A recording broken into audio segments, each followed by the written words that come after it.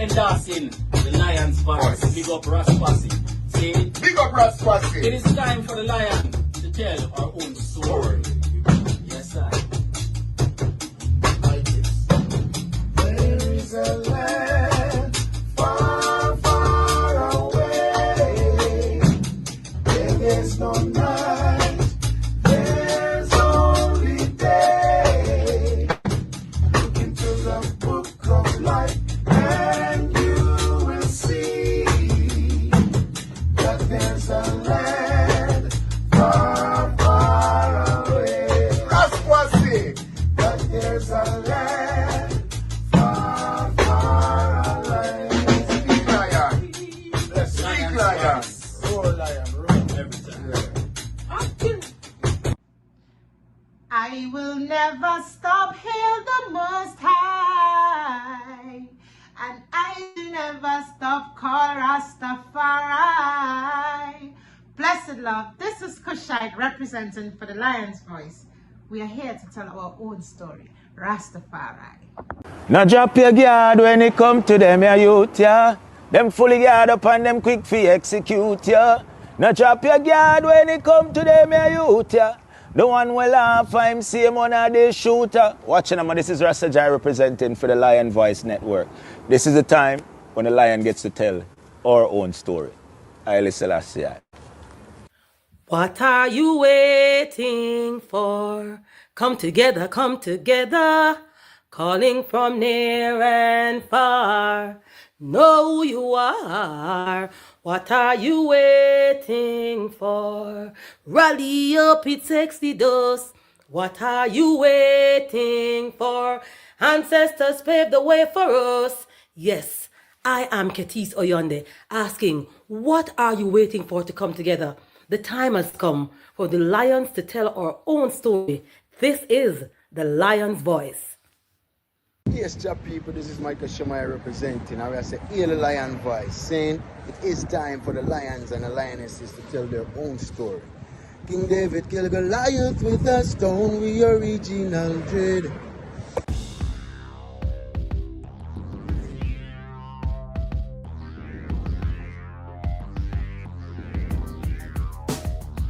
Well, Lion Voice, tell them that's the people first choice. Lion Voice, make the lioness them feel nice. Lion Voice, with the lion cubs we sacrifice. Lion Voice, got to show the people them the light. Lion Voice.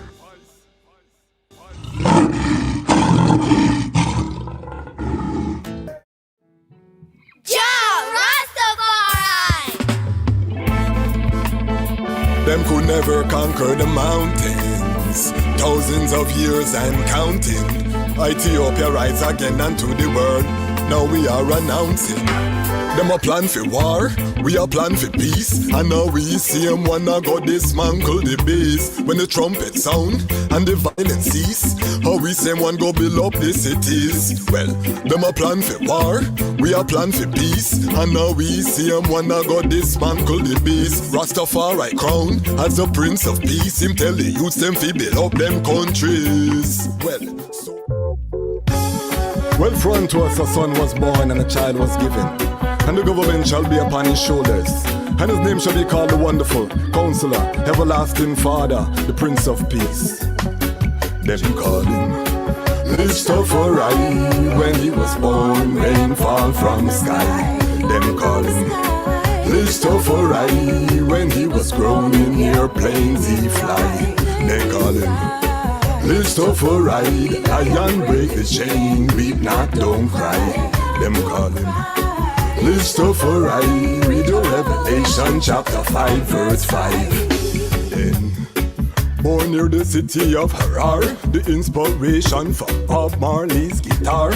People crowd him like some big superstar. star. It no matter if England or Cote d'Ivoire, no matter if you're brown or black like a tar. Haile Selassie I in all tribal war a time fi gather Mount Zion, fi drive solar car from the car straight to Zanzibar. Who we are, the sons of Rastafari. When he was born, rain fall from the sky. Rastafari, when he was grown in airplanes he fly. Rastafari, the lion break the chain, weep not, don't cry. Rastafari, we do everything. iRoots Records, an online shop for reggae and dub vinyl, CDs and Rastafari books. Rastafari owned and operated for over 15 years. We ship worldwide. We have many titles from frontline publications in stock. We have 50 plus Akabeka Midnight titles, which we believe is the most of any shop in the world. Special invite for the Lion Pride. Use code Lion's Voice and save 10% store-wide. If you spend $125 or more, the discount goes up to 15%. Visit us online at www.irootsrecords.com. The time has come. Orlando, Central Florida, are you ready? The African Culture School Incorporated and Heights of Life Music proudly presents the 4th annual Marcus Garvey Music Fest, Saturday, August 15th at Ras State in Claremont, Florida, featuring Lutan Fire, backed by Rhythm Rebel Band. Also performing live, Andy Heights, Ainike, Esau, One Journey, Javerse, Royal Chanter, Asafa Widimaya, and many more incredible artists. Vibes provided by Unity Sound, Rastek, Royal Ethiopian Sound, Jawise, and Blackfoot Movements. Hosted by Davini, but it's more than just music. Enjoy Community Entrepreneur Awards, Organic Seed Exchange, live art installation and auction, back to school giveaways, free health screenings. Come celebrate the legacy and vision of the Honorable Marcus Mosiah Garvey. Saturday, August 15th, sponsored by Branding 101, One Trust Home Loans, and Cypress Cove Marina and Resort. In the haunting echoes of violence against women in St. Anne, Jamaica, a mysterious vigilante emerges. For the Woman Painted Purple unfurls a gripping narrative of empowerment, retribution, and the pursuit of justice. Brenda and her group sisters bond together in therapy over their common struggles, but soon their group becomes the subject of an investigation. As the vigilante's actions escalate, the relentless detective, Officer Woodley, races to unmask the mystifying figure. For the Woman Painted Purple is a pulse-pounding tale that explores the boundaries of justice, revenge, and the fighting spirit. This thrilling saga delves into the complexities of dealing with mental health, domestic abuse, and finding love after. Own your copy today. Visit www.devanigreen.com. This is The Black Heart Man, Rastafari children's picture book with hand-painted illustrations and rhythmic storytelling. This is a journey you do not want to miss. We offer worldwide shipping, so order your copy today at www.thegriospaintbrush.com. Alternatively, you can order your copy from TikTok. If you are interested in stocking the book, please email us at thegriospaintbrush@gmail.com. Give thanks. Jamaica to Toronto, the Rastafest movement rises again. This August 15 and 16, Rastafest 2026 returns to Little Jamaica in Toronto with reggae music, Rastafari culture, Ital food, arts, reasoning, and unity. But this year, it's more than a festival. Rastafest is partnering with the Rastafari mansions and organizations to support the Relief, Rebuild, Rise initiative, helping Rastafari families and communities rebuild, resist the risk of disasters, and to rise to their true potential. This is culture with a cause. Full joy the music, support the mission. Donate to the Relief, Rebuild, Rise GoFundMe through the link in the RMO Jamaica Instagram profile. Rastafari.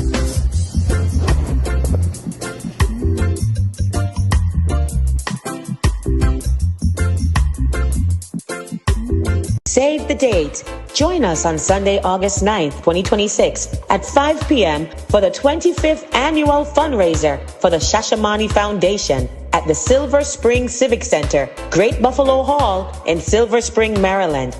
Come be a part of an evening that helps transform lives by supporting quality education and sustainable development at the JRDC School in Shashamane, Ethiopia.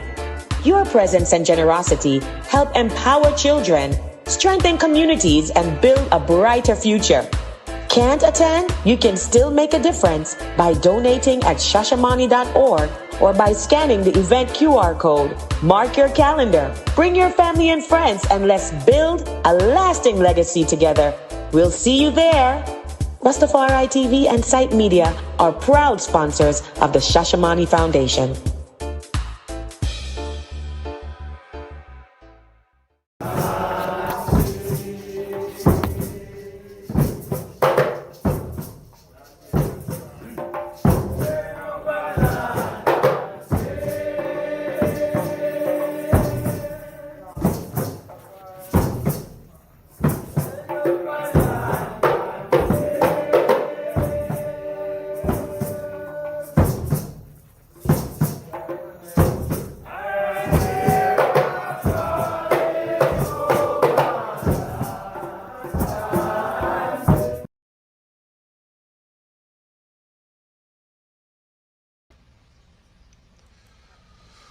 Greetings in that divine name of His Imperial Majesty, Emperor Haile Selassie I.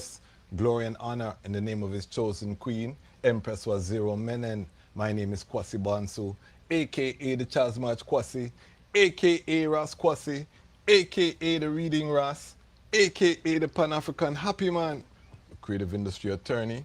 I'm an author, I'm an artist, I'm an actionist, and right now I am the host of Lion Talk Live. Welcome to Lion Talk Live, and welcome to the Lion's Voice, where the Lions are telling our own story. This is our first episode after the tragic news. One of our Lion Pride gunned down in Jamaica. We want to, before we do anything on this platform, we want to just hold a moment of reverence for the passing of Ras Ajay. And we posted his episode Sunday, which was one of our classic episodes. The Brethren Life was taken from us Saturday night. I got the call Sunday, and I was in shock. You know what I mean? One of our we haven't gone viral yet here, but one of our viral moments where people really take on to was a clip where the Brethren was on the platform and he was in tears, you know, just thinking about life on the ends and the violence and how many of his brethren he had lost to gun violence. And now we see that the Brethren himself is no longer with us. He was a faithful member of the Lion Pride. You know, I reasoned with him offline too. He was also close with one of my cousins in Jamaica. So, you know, tragic, and just underscores come out of her, my people, you know. The Brethren was living in Waltham, which is a very volatile area, Portmore, Jamaica. And the song that everybody know him for, I just saw Ziggy Marley post the Brethren, you know, a whole heap of the entertainment fraternity posting the Brethren. He was signed to Sean Paul, and, you know, powerful things. He was going on tour. He was in Jamaica, returned from a tour, and in his home community, and his life was taken. So one of the things that we want to do is just acknowledge the Brethren treading through. If you haven't seen that episode with Ras Ajay, it was posted Sunday on the platform. Go take it in, and we give thanks that the Brethren was able to tell his own story here on the Lion Voice. You know what I mean? We give thanks that he was able, and I want to, I'm gonna play his drop, and there's a mystic as well, because the Brethren, this drop that I played, I create the drops in advance, and we have whole heap of drops. Those, the item who know or lift ups, you know, the intros with the artists, big up the Lion Voice Network on the platform. We have whole heap of them, you know, and just to show you the eye stick, you know, my iris just ran on the brethren and I included him in the drop. And you can go to our Saturday episode with Bingy Sean, which aired 10 a.m. Saturday, and see. And I haven't had the brethren in the intro for some time since I got the drop. So just to show the item, the mystic, you know what I mean, connectivity, the brethren soul, and the last thing, message that the brethren was sending to I want to just play it quickly. Rastafari. Now drop your guard when it come to them, ya youth, yeah. Them fully guard up and them quick fi execute, yeah. Now drop your guard when it come to them, ya youth, yeah. The one will laugh, I'm same one of the shooter. Watching them, this is Ras Sabacan representing for the Lion Voice Network. This is the time when the lion gets to tell our own story. Haile Selassie I. What are you waiting for? Come together, come. So the item C, the brethren, again, we included that drop. And what the brethren is saying is, don't drop your guard, because the youth, them, the same one who them amongst you, are the same one will kill you. And we can almost guarantee that the brethren who took the brethren life are brethren that the brethren was familiar with and knew it. And this is the terrible cycle in many of our inner city communities in Jamaica. This is what is happening. And again, we just want to hold a small moment of reverence for the brethren. So we just ask the item just for hold the heights.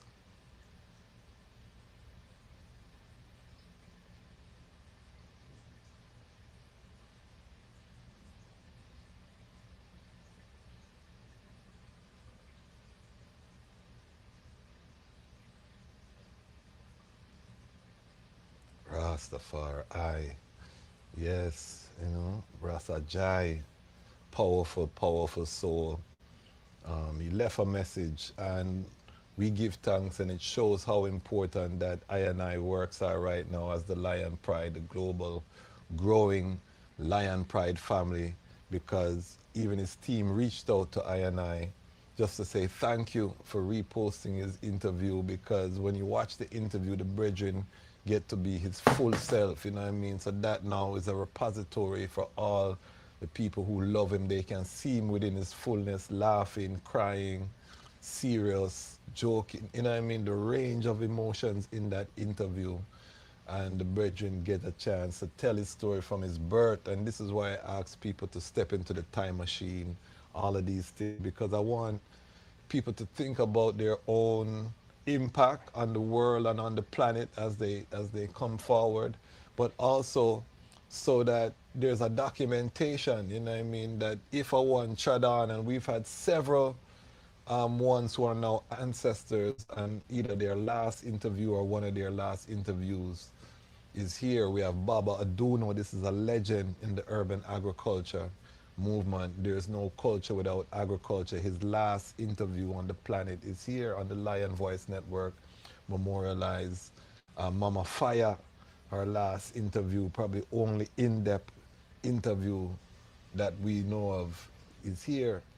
You know what I mean? Elder Penny Cook, 2 times here, you know what I mean? So we give thanks that we're able to capture. And again, we just want to, before we get into the show, we just want to hail up Rasajai, his family, send condolences to the family, to his youths, them, all the ones them who know the brethren. You know, we just hold in a moment globally of solidarity, and we stand militantly against gun violence. And to all the young Ras who live in these garrison areas, and if you cannot separate their themselves, I would say there's a formula for living in these spaces hierarchically. You have to completely separate yourself. You cannot dabble, because when you dabble with these brethren, you know what I mean, they see as one of them. You have to be like our elders, like Ras Negos down a Hart Street, where the youth them in Mobile know them can't carry a machine and go check Negosime shop. You know what I mean? You have to park all of them things there and come with a clean hands and pure heart, and he's been there for decades with no problem because he hold a militancy and a order. You know what I mean? But if you're there, and I'm not saying that the brethren did that, I'm just chanting to the younger brethren out there who are in these volatile communities, you know, just hold that discipline and that order and try to remove yourself from these areas, you know, through your works. And it's our collective work to elevate these areas because these are our same people killing each other. So I just had to start the show, you know what I mean? Because a brethren when me know, when me talk to on phone, would have call me, would have encourage I, you know what I mean? So I had to take that time. This is the first time that we're broadcasting since his life was taken from I and I. So big up Ras Jai, mighty ancestor, mighty warrior for His Majesty Emperor Haile Selassie I. He was able to declare it on the Lion Voice Network. All right, so moving on. Welcome. Tonight we have a show for the item. This one is another classic, I think. The brethren who is going to be our guest tonight was referred to I by good brethren of mine I respect. Big up yourself, Ras Abidan. And reason with the brethren, you know, just a little light testing. I didn't want to go too deep into the material, you know, just to see if the brethren sharp. And he seemed sharp. So a lot of this information tonight, I'm going to be hearing for the first time with the item. We're going to be touching on what can be a very touchy topic tonight, which is the connection between His Majesty and the Masonic orders. And we know that there is a connection because we saw with our eyes His Majesty accept the highest honors from many of these secret orders, these lodges, these fraternal brotherhoods, you know, all knee bow, all the centers of power, not just in Europe, but in Asia and Africa. We heard about him getting the highest title in Uganda, you know what I mean? So all of the orders, because that's one thing we're going to clarify, I hope, tonight with the brethren, is that Masonry is not European. It predates Europe maybe by thousands of years, you know, depending on your interpretation. You know, there were orders and lodges in Kemet, and I hope we can get into that origin and the whole rise. The foundation of Western Freemasonry, though, is premised on King Solomon, that he was a grand master mason. So hopefully we can talk about that. We're going to talk about the connection with those orders and the Solomonic dynasty. Hold on one second here. I see our guests look like we're having a little technical difficulties. Let me... Calling from near and far, know who you are. What are you waiting for? Rally up, it takes the dust. What are you waiting for?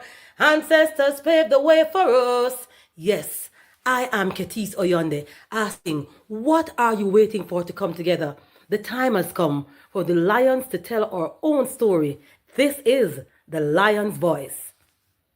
Yes, job people, this is Michael Shemai representing. I will say, hear the Lion Voice, saying it is time for the lions and the lionesses to tell their own story. King David killed Goliath with a stone, we original dread.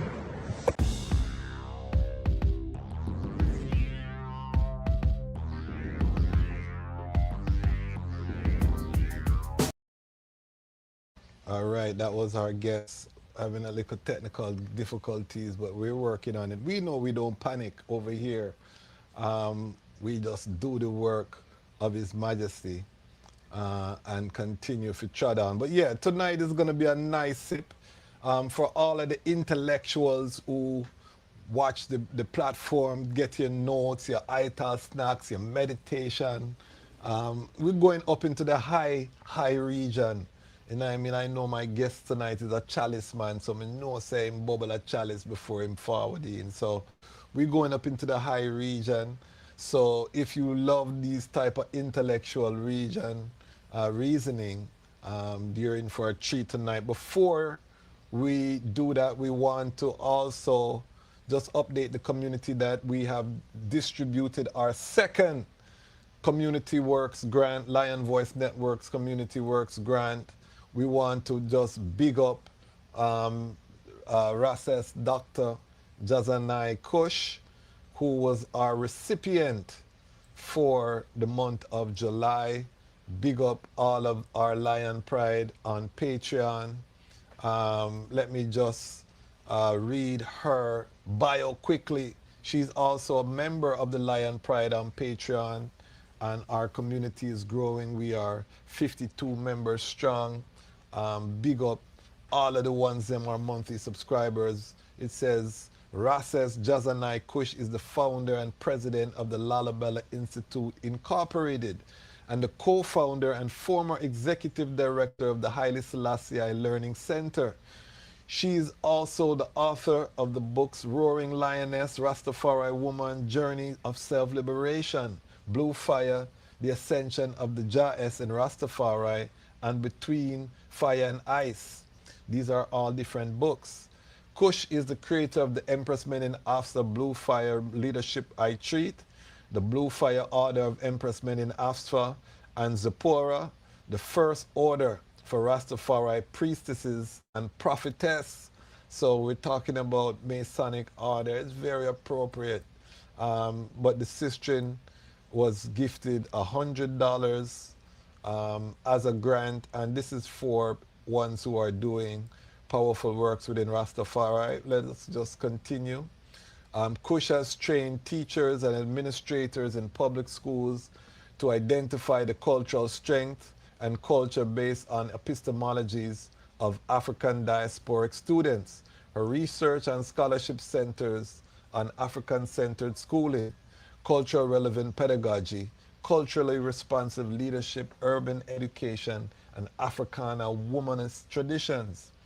Her academic achievements include a PhD in educational leadership, an EDS in educational leadership, a MA in African New World Studies, a MS in English education, and a BA in philosophy. Rastafari, Woolipa degrees.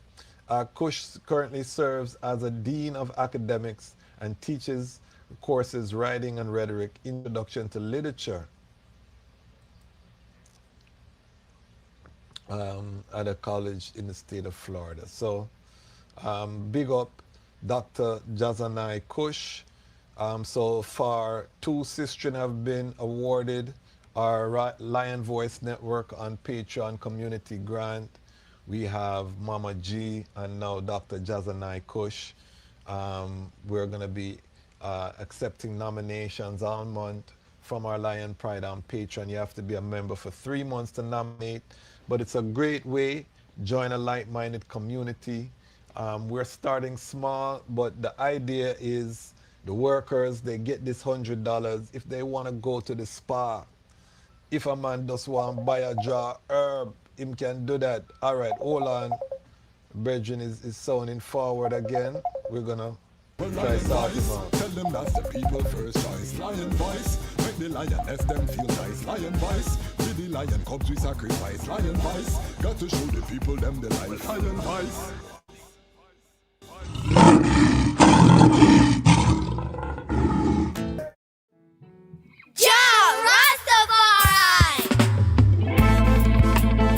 Them could never conquer the mountains. Thousands of years and counting. Ethiopia rise again unto the world. Now we are announcing. Them a plan for war, we a plan for peace. And now we see them wanna go dismantle the base. When the trumpet sound and the violence cease, how we say one go build up the cities. Well, them a plan for war, we a plan for peace. And now we see them wanna go dismantle the base. Rastafari crown as the Prince of Peace. Him tell the youths them fi build up them countries. Well, for unto us a son was born and a child was given, and the government shall be upon his shoulders. And his name shall be called the Wonderful Counselor, Everlasting Father, the Prince of Peace. Them call him Rastafari. When he was born, rain fall from the sky. Them call him Rastafari. When he was grown in airplanes he fly. They call him Rastafari. Iron break the chain, beat not, don't cry. Them call him Rastafari. Read the Revelation chapter 5 verse 5. Then born near the city of Harar, the inspiration for Bob Marley's guitar.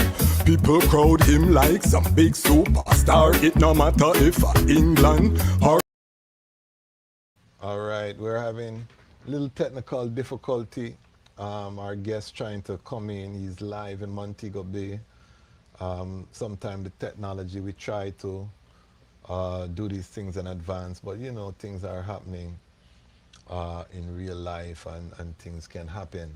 But we're not gonna let that stop us from holding a joy tonight. If you're watching live tonight, we have Ras Sabacan.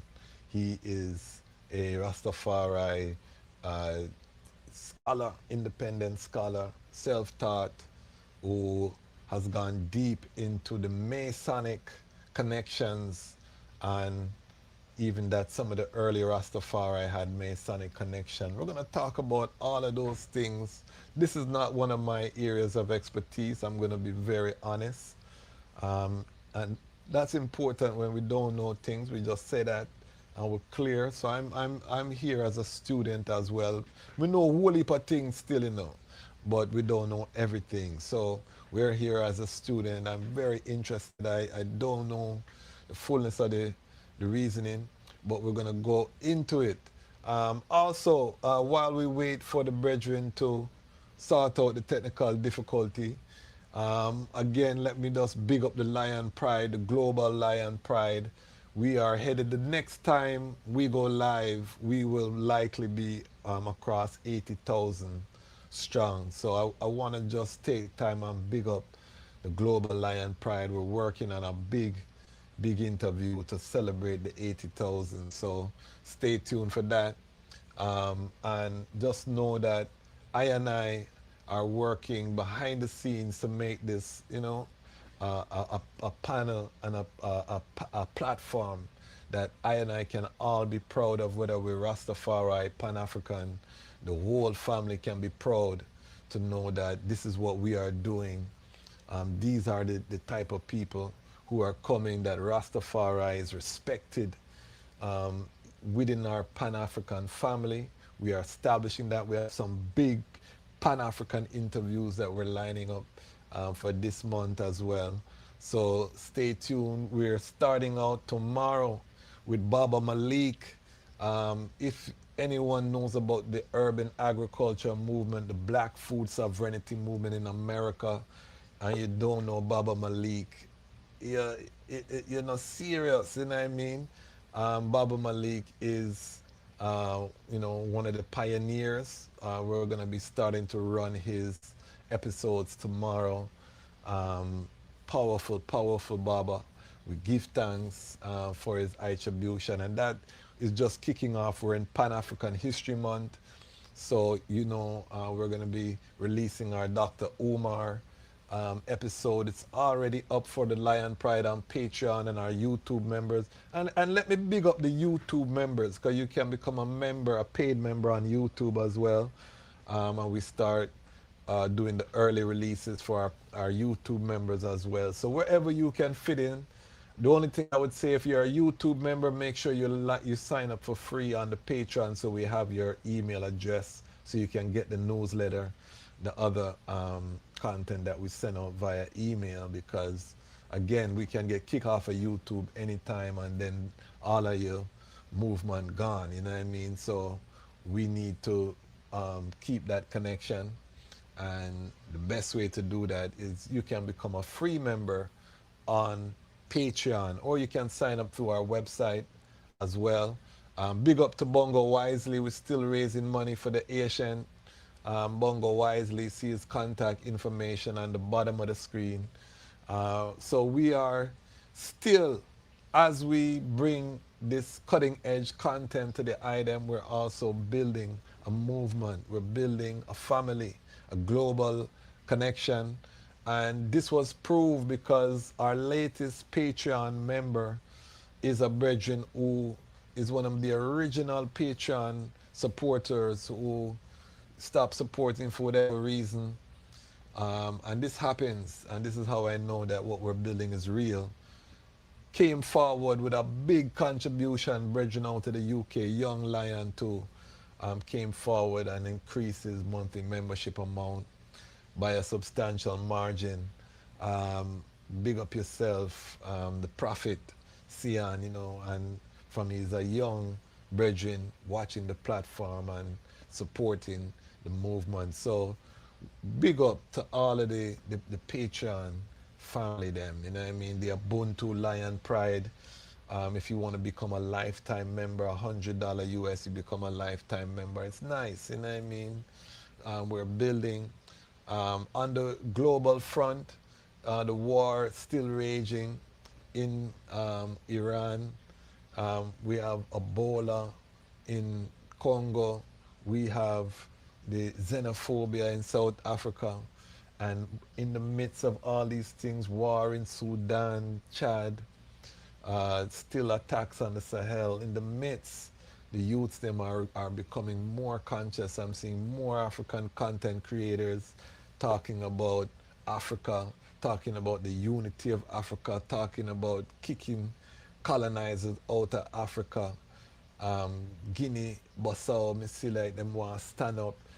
Things are happening, you know what I mean? All right, we're making some progress here. I see the guests coming in finally, but still Wi-Fi the guy is interrupting, but we're working on it. We're working on it. As soon as the guests forward in, we'll bring him forward.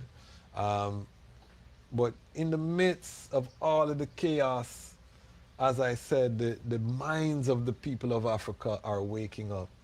And this is the power that we are witnessing.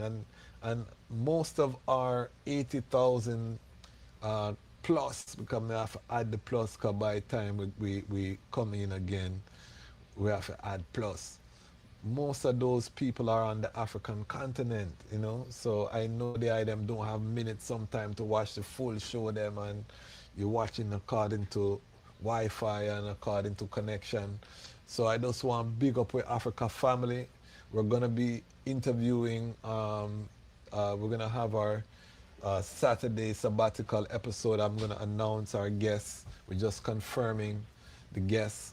So we'll be announcing that shortly, so that we have for our Saturday episode. Let me, I'm going to play the intro one moment. If you give me one moment, I see the guests need a little strength. Let me reason with them. We're gonna, let me do this. Let me do this instead. Let me do this instead. I'm gonna put on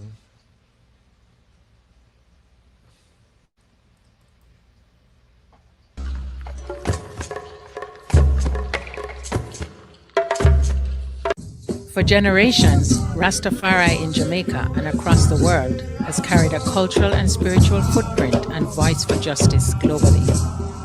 Yet this same community has continued to be marginalized, exploited, put on hold, and unrespected. This has manifested through discrimination in the ganja industry. We were able to successfully get the charges dropped against the young man because Rastafari should not be in 2025 prosecuted for ganja at all. Barring of children from school because of dreadlocks. Harassment for its stance against vaccination. Exclusionary employment practices. And use of intellectual property without compensation. Out of this continued adversity, a significant force towards unification organization, and centralization has been gathering momentum across Jamaica.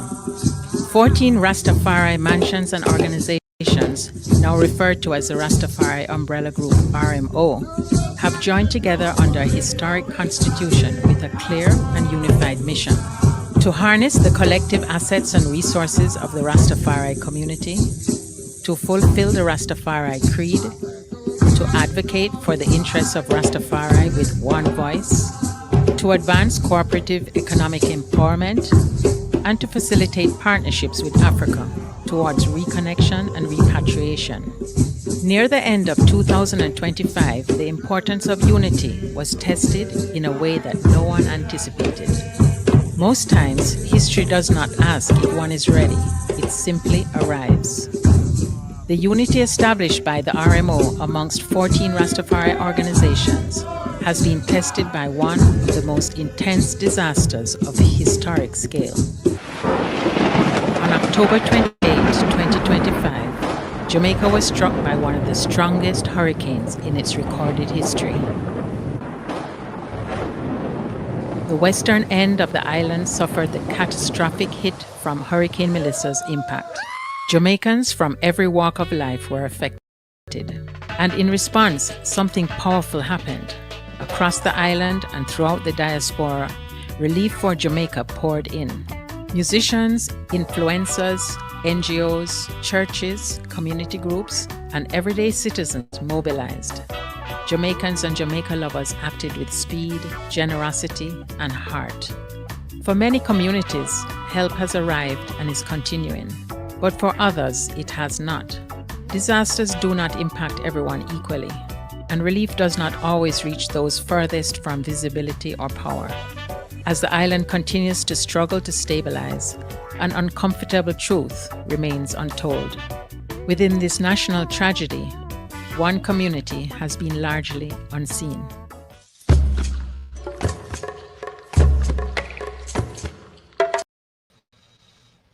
Yes, give thanks, give thanks.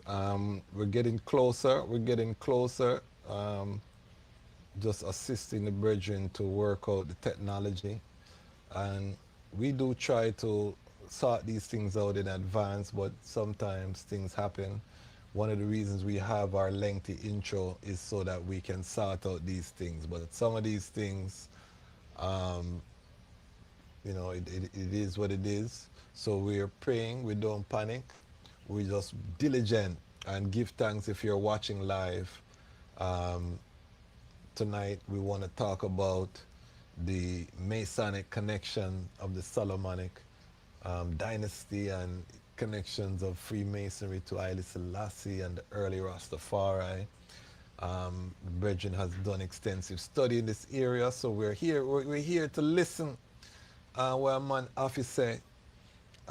Even if we don't agree, we give thanks for the information, and it's up to everyone once they hear the information to go and double check on their own, see if the information checks out to scrutiny, and you have that rigor, don't just take what a man said. That's why I always tell people, I follow His Imperial Majesty without apology.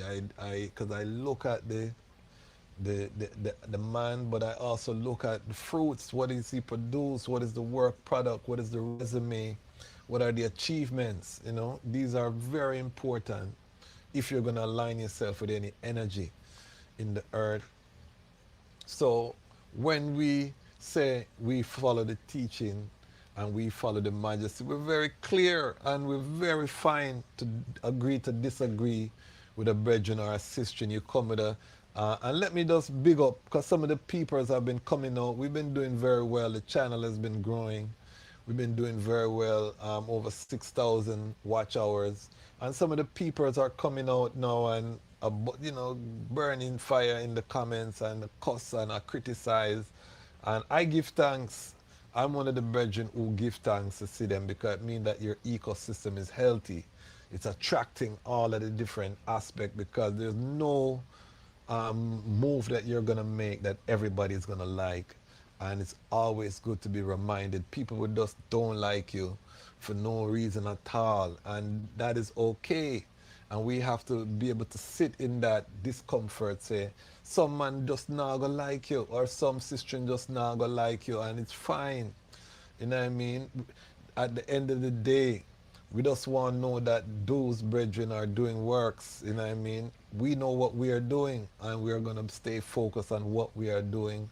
We're not deviating. We're staying disciplined on the mission. We're growing.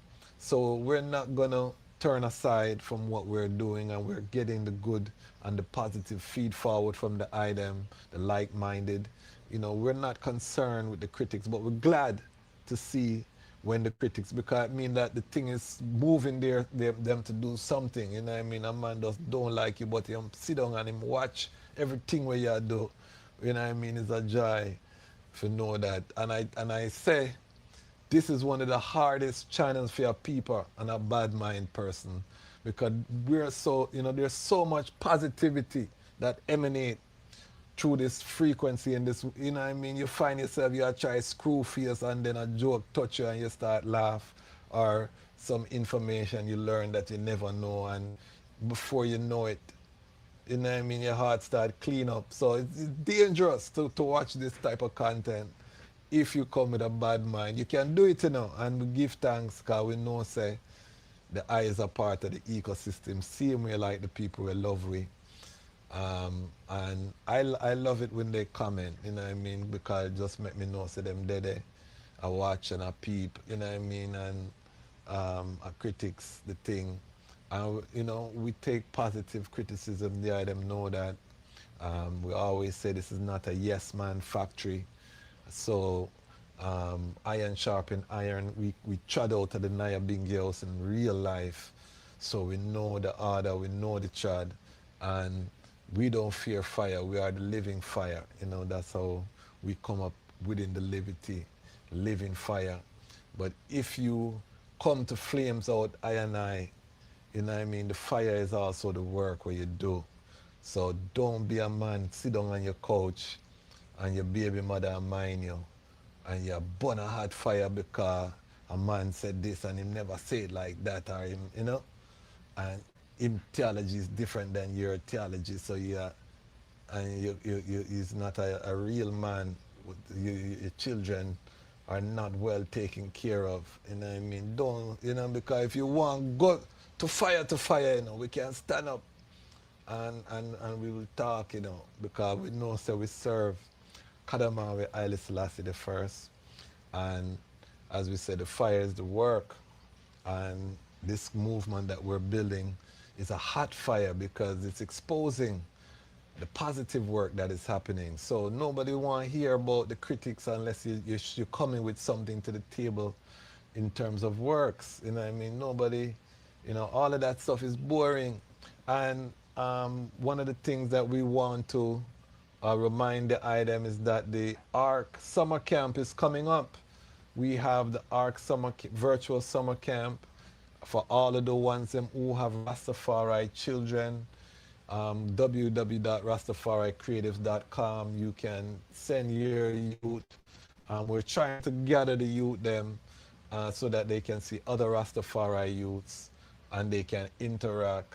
A lot of our youths are homeschooled, but a lot of them are isolated, and this allows us to connect them over land and sea. And it's a innovative curriculum, and it's going to be a nice vibration. This is the third year. You saw the educators. If you didn't see that episode, go check out that episode with Aya Giff, Ras Kwesi, Ras Che. Nice, you know, episode. Blessings, you know what I mean? So the Rastafari ARC virtual summer camp is coming, and we are looking forward for the item to just spread the word sound. Let the people know, wake the town and tell the people that Rastafari is doing the work. You know what I mean? There's so much for us to feel joyful about in terms of works. You know what I mean? We just need to support the work more. you know, we need to come off of the fence and support the work. The ARC, STEAM camp, science, technology, engineering, art, and math. And the theme is, of course, designing the community of tomorrow. So using science, technology, engineering, art, and math. They use, the youths them have to give a presentation at the end of the camp to show what is their heaven on earth look like, the building of Zion. They let them know that's a through line here on the Lion Voice Network. What are we building? What is the alternative to Babylon? We are burnout Babylon, hot and red. But what is the alternative to Babylon? This is what we have to ask ourselves, you know what I mean? It has to be that there is something set, you know what I mean? So we give thanks and we're looking forward. We're looking forward for a very, you know, we want to have the most youths that we've ever had. That would be our goal. So please, if you can spread the word, tell your brethren, your sistren, the ARC STEAM camp is coming up. We're here. If you're joining us live, royal greetings. We're waiting. Our guest is having some technical difficulties. So in the meantime, we're just bringing everybody up to speed. Whole heap of things going on in the ecosystem.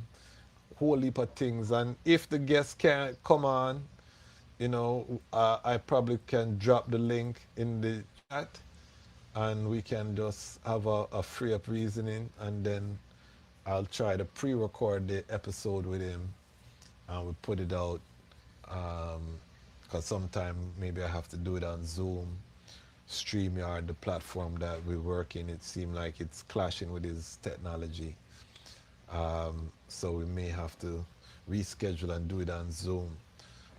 We don't like that. You know, we love to deliver when we say we can deliver, but at the same time, we have to be realistic. So if we don't see the brethren, we'll drop the link in the chat and we'll bring up some ones and we'll reason about some current events and current affairs, and we'll just have a free up reasoning tonight. There's a lot to reason about. You know, if the item watching, I'm watching the situation in Iran with America and deals that are being made, the chessboard, the global chessboard. I always talk about the global chessboard is being realigned, and we're still on the way to the diesel shortage, the energy crisis. The Straits of Hormuz is still closed. The Strait, the Red Sea Strait there closed as well. So we have a serious situation in that energy is still not flowing. All of the rhetoric is happening. So there is going to be a major crisis, food increase. So we're preparing for that as a Lion Voice family by just trying to bring the item, the good information. We always talk geopolitics with our legendary elder Ras Tafari. If you haven't seen that episode, Reading Ras on the Front Line, where we have Frontline Books, one of our sponsors, come on and talk about his Trueberry that he has online for sale. That is one of the things that we look forward to. So if you haven't seen that episode, go check it out. But we have our eyes on everything that's happening, including what's going on the continent. You know, we're watching everything unfold, and it looks serious, you know what I mean? But we give thanks. We also had the president of Ghana visit Jamaica. We have to talk about that too. See him a beat on the bass drum.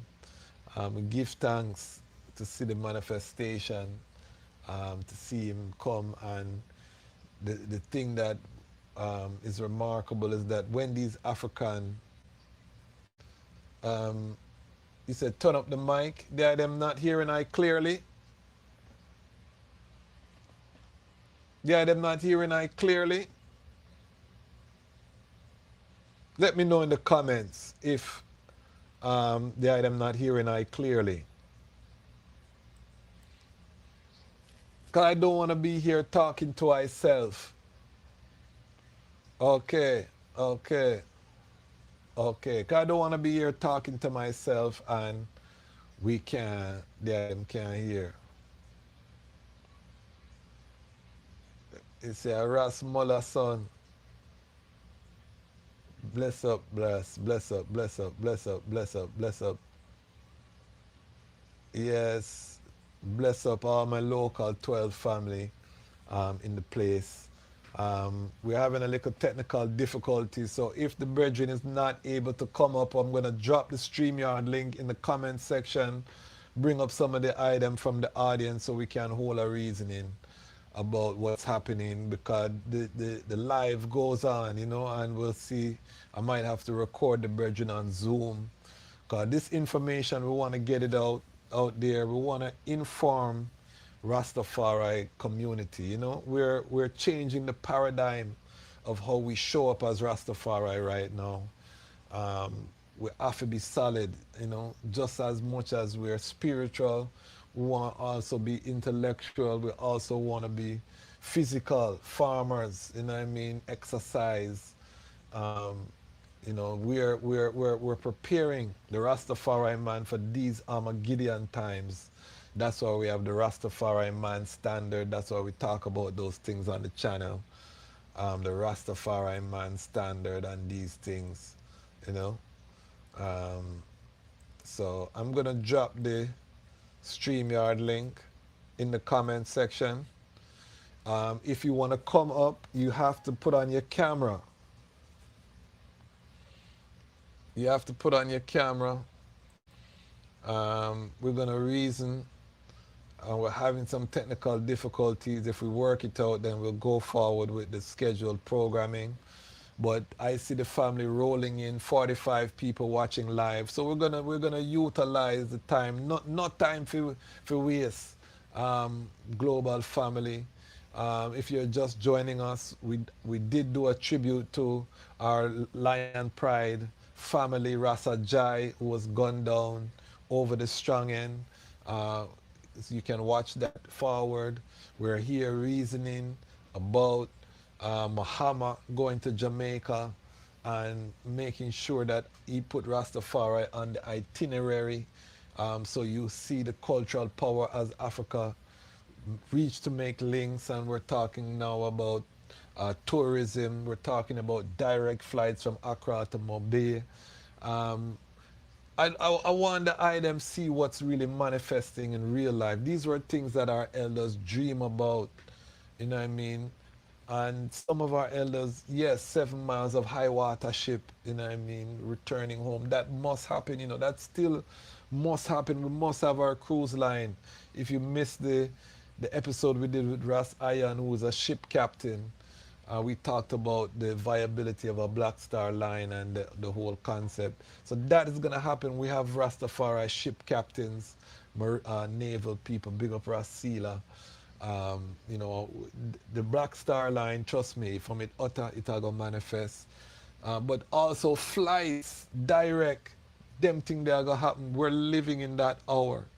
As Babylon fall, I and I rising, the consciousness rising. So we want to talk about it.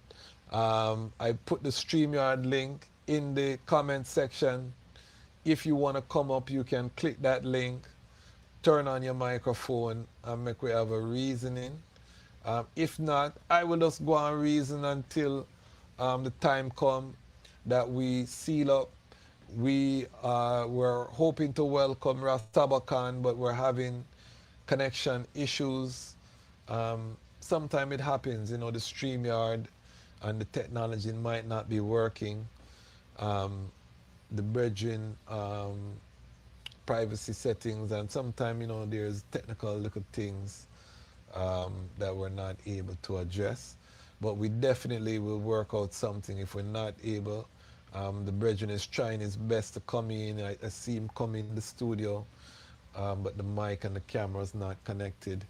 So we're working on that. So, brethren, continue working if you're listening, and we make it happen because we're not in no rush. We're not Russian. And big up all of your Russian lion pride. But we're not Russian.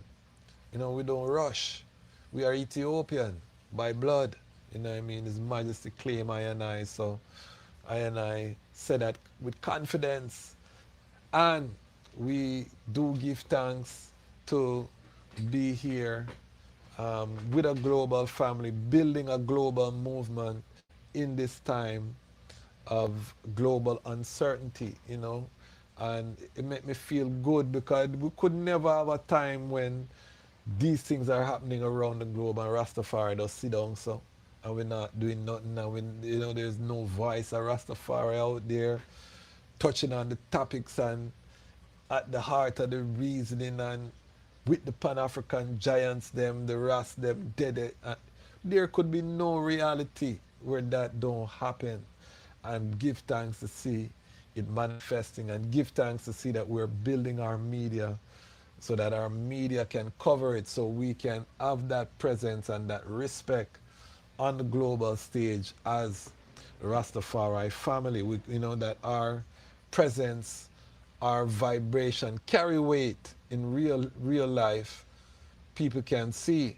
A lot of the items tell I how much you love the channel, because you now have something that you can show to people about what Rastafari is doing. When people are asking, what is Rastafari doing? Now you can send them an interview, you know, someone doing some work where it resonate with the eye, and we have a full spectrum of work that we highlight here on the network. So a lot of the item have told I that the item love that, and we're gonna continue, you know, excellence. We just beat them on the head with excellence and positivity. We don't no mix up. And I see some ones, you know, blocking sound about Dr. Umar, having Dr. Umar on the channel, and we understand the controversy. He's a controversial figure. Some of the utterances he makes, we don't, you know, I wouldn't advise, or I wouldn't go down that lane there. Where am I do, you know? But we have the same, you know, controversial figure, you know, Field Marshal Toto, same kind of controversial figure. And we'll from time to time, we'll have controversial figures on the platform, you know, but we want to hear their reasoning from their own mouth, you know. They have a chance to tell their own story. The criteria for coming on the platform is that you have to put in some work, you know what I mean? We want people who have put in work, and you cannot say that Dr. Umar has not put in work in the community. You can't tell I that, at least, because I've seen it. You know, I saw Dr. Umar reasoning decades, you know, before he was popular, you know, ran into him in a classroom at Howard University with like a small group, and see him, Dr. Umar, in terms of the oration and the vibration. So I know saying putting in work, you know, and he talks about that in his interview. Now, if, you know, a man is not being true to what he says, he's gonna still get a judgment. There's nothing I can do to save him, nothing I can do, you know. But we give ones a chance, and we operate from a place of the tender mercies, because who are I and I? All I and I in that sight of the Most High have failed, you know what I mean? But at the same time, the Almighty has grace and graciousness with I, and is able to lift I, that I persevere to conquer. And the brethren always have that opportunity. The goals that he has cited are still in front of him. He's still actively working on them. And the brethren, we'll see how that evolve. But, you know, we give thanks that through the power of Rastafari, we were able to sit down with a Dr. Umar and reason. And there's no great Pan-Africanists out there that we're not going to get a chance in due season to reason with. Remember, I tell the item that because His Majesty is respected, Rastafari is respected throughout. So, and that is our intention. We want to reason with a Mulema in a South Africa and a Pierre Lumumba and Dr. Eric Kana. And we want to get all of them guests, and we will when the right time come, because I superpower is I network, and I never force, because I didn't force the Dr. Umar vibration. That was something that our patron asked for a long time, and I told them it will happen if His Majesty will, and His Majesty will, and it was no problem. You know, it just manifests natural, and we bring it to the item. So if you want to see that interview early, go and check it out on Patreon. If you want to advertise, we're going to drop that interview August 17th. We're going to have a special day, the 17th, with a couple of big interviews. We're going to drop that day. But that's the Menelik II, Earthstrong, Empress Taitu, Earthstrong, and Marcus Garvey, Earthstrong. So the 17th is a major day. Why we call this month Pan-African History Month. And it's a major day for I. So we're gonna start the tradition of dropping big episodes on some of these big days as Pan-Africanists. You know what I mean? We make we celebrate in our own way. So stay tuned for that. But you can watch it now, Dr. Umar, as a Patreon member or as a YouTube member. It's available, the unedited raw version for those ones. Also, Baba Malik full episode is up on Patreon now. Again, this is one of the pioneers of the Black food movement in Detroit. Powerful brethren, 70 years old, look, Isla, you know what I mean? So we do give thanks. If you haven't seen our Bingi Sean episode, brethren is now stateside doing his East Coast tour. Check out that as well, the Kazi Institute, Kweku Ando Sustainability Institute. We just loaded up, for this month. And Lich Tafari month, I'm going to tell the item was one of the best performing months in terms of the channel that we've had since the channel came out, in terms of all of the stats, the watch time, the views, over 100,000 views for the month, you know what I mean? So we're trending in the right direction, and we couldn't do it without the item. And we just give thanks for each and every one of the item who is supporting this movement, growing the movement, making the movement what it is becoming. A sister said to I, it come to the point where if Lion Voice Network wasn't there, we don't know what we would do, like we would really miss that vibration, we come to watch it, and she said that in reference to the Jerry Small episode, which is a classic, over 1,000 views on that, organic, so I just dropped the StreamYard link. I'm looking forward. Medina, Simple Island Life. Do you want to come forward, my sister, and give us a sound from Trinidad tonight? Are you able? One of our joys in the comment section. Bongo Wisely, if the eye can come forward maybe and give us an update, we would love that too. I dropped the StreamYard link in the comment section.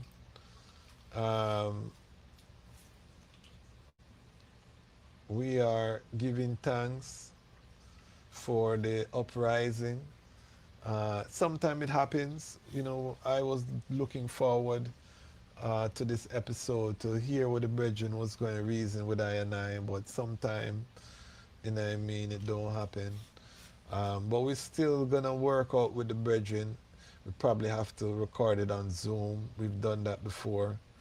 And then we'll bring it forward as a Lion Talk, pre-recorded.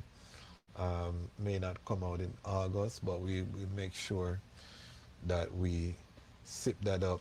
So the StreamYard link is in the comment section. I'm asking someone from the Lion Pride to come up. Make we have a reasoning. make we all a joy as we go into Pan-African History Month.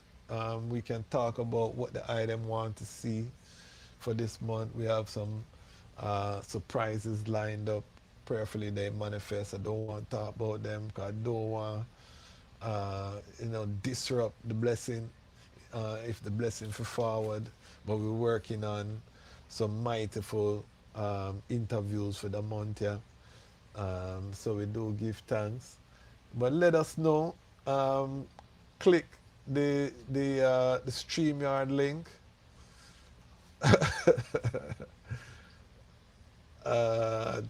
Tony Tiger Great, which is our brethren who keep changing name. He said the Illuminati must have silenced him for the topic. That may I say, all the man can't come on the platform, The man, them disable the man device, we don't know. But we're going to get the information out there, as I said. We'll probably have to link the brethren on Zoom and deal with something on the Zoom. But this is a joy, at the same time, to just all a joy with the family. 34 watching live. We've gone up to almost 50 live. So people are tuning in, and I love to see the growth of the platform. I remember sometime we had 5 people live, and them thing there, Africa. Yeah, man, come in. You say your camera doesn't work, you want to give a small audio update, we'll allow it tonight because this is unorthodox. We have to be flexible. So yeah, man, come forward and we will accommodate the eye giving an update on the eye works. And if anyone has any works that they want to give an update, they want to promote, we're just opening the platform. We're live until 10.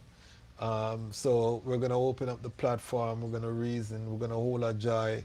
Because the movement can't stop. This thing is not determined by guess. This is a collective and a movement.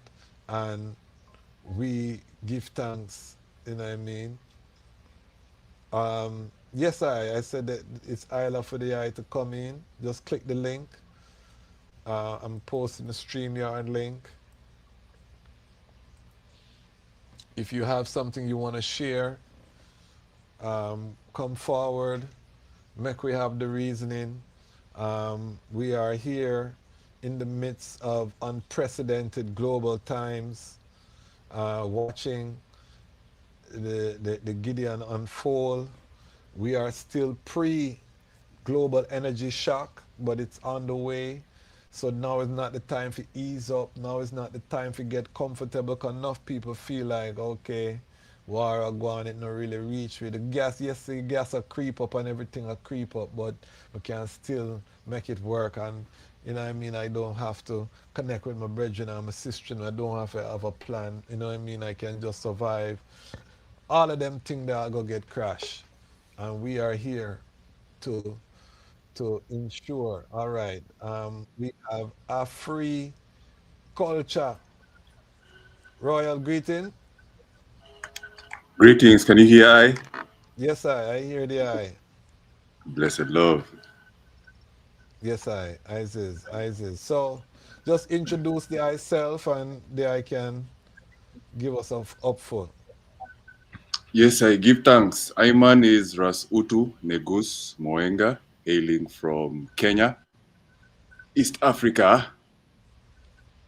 We're running a company called Africulture with a focus on agriculture and economic development. I had sent you a message on WhatsApp, so after this interview, I'd like you to check that up. But the small little info I would have wanted to share is Kenya opens resident high commission in Jamaica, expands diplomatic presence in the Caribbean. This happened on the 16th of last month, Ras Tafari month. So yeah, that's a good update. Would you like me to read the official article Yes, I. from Yes, I. the Go ahead. And they is website? calling from Right. they is calling from Nairobi. No, I mean Kisi. Kisi. Where's Kisi? Yes, sir. Kisi is towards Lake Victoria, some highlands towards Lake Victoria. Okay. What's Yes, the African name for Lake Victoria? There's many names, obviously, because each indigenous tribe has a name for it. Okay. But most people usually go with Lolwe, which means the Great Lake, and others refer to it as Nalubale, which the name extends to the River Nile, Nalubale. Okay, give thanks, give thanks. Yes, All right, yeah, man. yes. So read and just give us an update. And then after that, we want to just get an update from the eye, how the vibes in Kenya, what's happening generally, you know, from a Rastafari perspective. But Yes, read give us the update. And if you love the content, click the link. Make we have a reason. This is a global platform, the brethren. I don't even know what time in the morning it is in Kenya. The brethren is tuned in, giving us an update. So we give thanks for the global Lion Pride. Continue, my brethren. Yeah, give thanks. It's actually 4:16 in the morning. So I got this update just yesterday, and give thanks. I'm awake to see this through. So myself, I'm also learning about it, and I'm reading as I learn with the global community, I guess. All right. Can you still hear me? Because oh, you muted yourself. All right, sorry.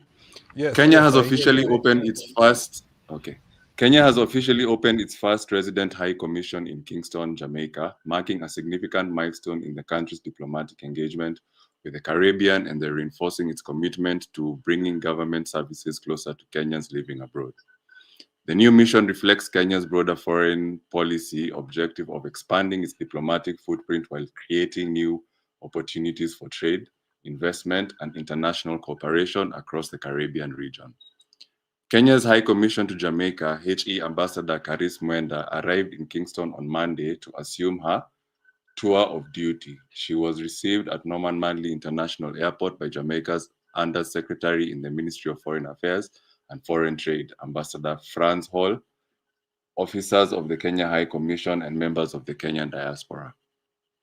The establishment of the resident mission opens a new chapter in the long-standing friendship between Kenya and Jamaica by providing a permanent platform to strengthen the political dialogue, economic cooperation, cultural exchanges, and people-to-people relations. For Kenyans living, working, studying, and traveling in Jamaica and neighboring Caribbean states, the High Commission will significantly improve access to consular services, including emergency travel documents, citizen registration, authentication of official documents, assistance during emergencies, and support on immigration and other consular matters. The mission will also deepen engagement with the Kenyan diaspora by supporting professionals, students, entrepreneurs, and workers while encouraging greater investment, skills transfer, and knowledge exchange between the diaspora and Kenya. Beyond consular services, the High Commission is expected to play a key role in advancing Kenya's economic diplomacy. Jamaica serves as an important gateway to the wider Capricorn market, presenting the new opportunities for Kenya businesses to expand trade and invest across the Caribbean.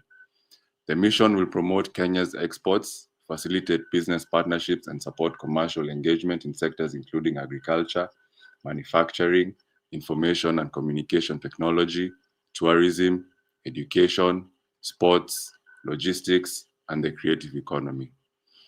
Kenyan exporters are expected to benefit from improved market intelligence and stronger commercial networks to expand the reach of products such as tea, coffee, horticultural produce, pharmaceuticals, textiles, and manufactured goods. At the same time, the mission will encourage greater Jamaican investment in Kenya, strengthening two-way trade and economic cooperation. The High Commission is also expected to enhance collaboration in tourism, culture, education, and youth development. building on the shared historical and cultural ties between Kenya and Jamaica while creating new opportunities for cooperation in music, sports, and the creative industries. At the multilateral level, the resident mission will strengthen coordination between Kenya and Jamaica on regional and global issues, enhancing collaboration with the international organizations and advancing the interests of developing countries through stronger Africa-Caribbean partnerships. The opening of the Kenya High Commission in Kingston underscores the government's commitment to expanding Kenya's global presence, improving service delivery to citizens abroad, and advancing strategic partnerships that promote economic growth, shared prosperity, and sustainable development. Give thanks.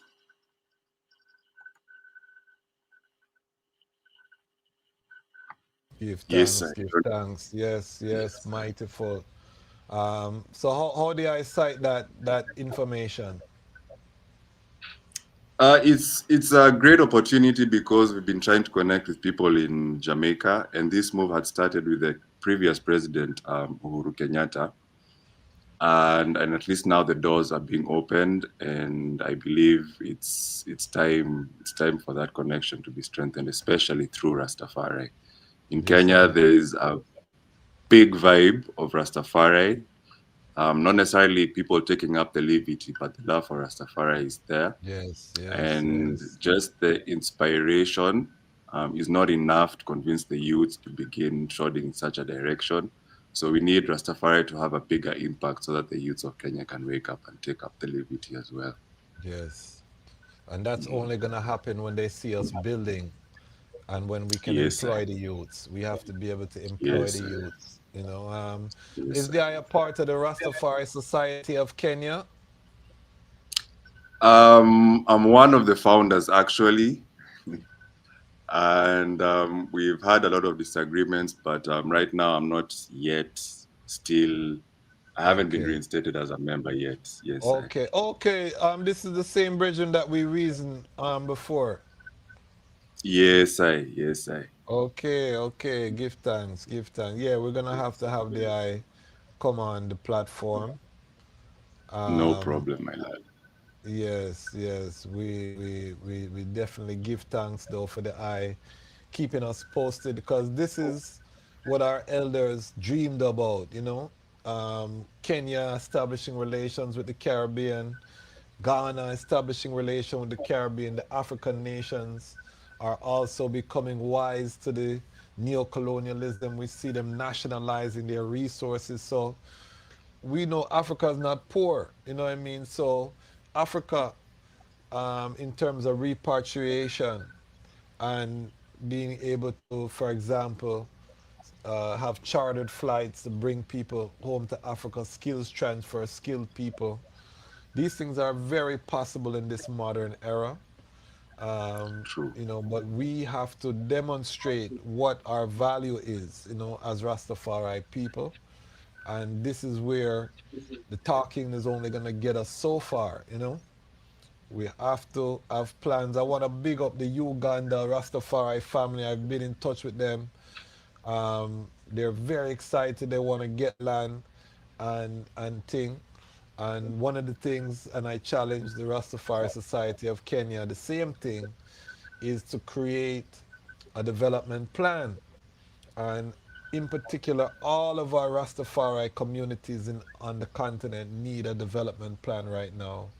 A way for I and I in the West to engage with the family there in a productive manner where we can do investment, get return on investment, and at the same time build employment, you know, build infrastructure so that the return is smooth and we're not having this kind of one-one approach to repatriation.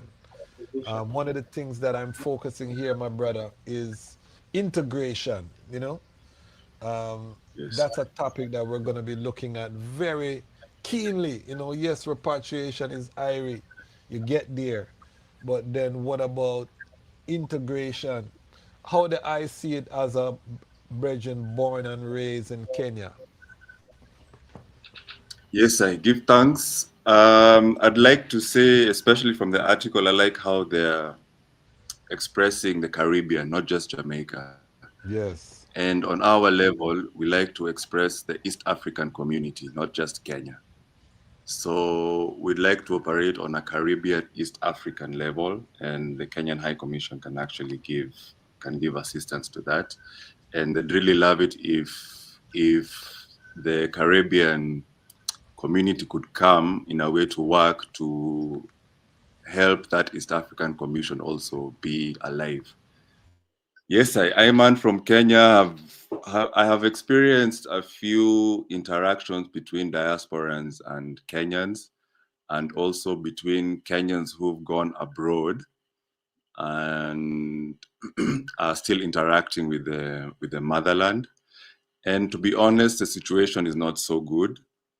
The Kenyan people are very desperate, so you find that Kenyans tend to have a con man mentality and taking advantage of the resources that are usually sent to them. 1 second. Stick up in. Yes. Our guest is here, Sabacan. Can you hear me? Yes. Yes, But can we get a mic? Can we get a camera? Can you turn on a camera? I'm not even sure. I did so many things to get here with the mic. Yeah, it's like I've been trying for hours. I'm gonna try to see if I can get a camera, but like You on the phone? You on the phone? If not, we're gonna work with it. You on the phone? Well, yes, I'm on the phone, but how I got the mic is I had to go to like a laptop type of vibe in the settings. Yes.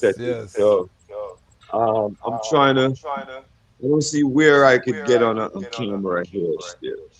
It's on a laptop or a phone? It's on a phone. Okay. But what I do is to get the mic, I have to go to laptop settings. Okay. So that's All right. All right. Hold tight. Let me just seal up with Africa, and then we're gonna get into the topic. No problem. Yes, today was just an audio experience, family. I saw it go sometime, but we're gonna ask the item for some overtime, and allow us to get into the topic of the night, the Freemasonry, all of these things. We're gonna touch it. Africa, Africulture. I wonder, I just seal up your sound. Yeah, man, seal up your sound. You were talking about the eye experience with the diaspora. I wonder, I seal up the eye sound. Yes, I had seen you are following up on the issue of South Africa also, and yes, xenophobia and whatnot. It kind of relates to the rest of Africa, especially how we treat our brothers from outside the country. We tend to feel like we're entitled to them, so we take advantage of them, try and get money out of their pockets. We don't really collaborate, so we have a lot of work to do on the ground before I can tell people, yo, come home. So yeah, that's just the situation. Yes, and I think that as Rastafari, we have to be the example of how integration can work, with brethren from born and raised on the continent and I in the West. We have to be that example, and that's where I would disagree with the rhetoric of our brethren Toto, you know what I mean? Is how he's framing the whole argument. I think it's a legitimate grievance that the brethren is blocking, but how it's being expressed where the immigrants are all criminals, and we have to be careful, that tribalism is very tempting. And yes, you know what I mean, that was never a part of our Pan-African vibration. As I told the brethren, our elders went to South Africa. They didn't follow no visa regulation, and they helped to establish the strength of Rastafari in South Africa. Mama Barrel, all these ones, legendary ones, Bongo Watu, Bongo Time, so we just have to know what we have to say and be that example. But give thanks, my brother. Any final words before we let the eye go in the early morning from the mountains of Kilimanjaro? Or any sound? Give me a sound now.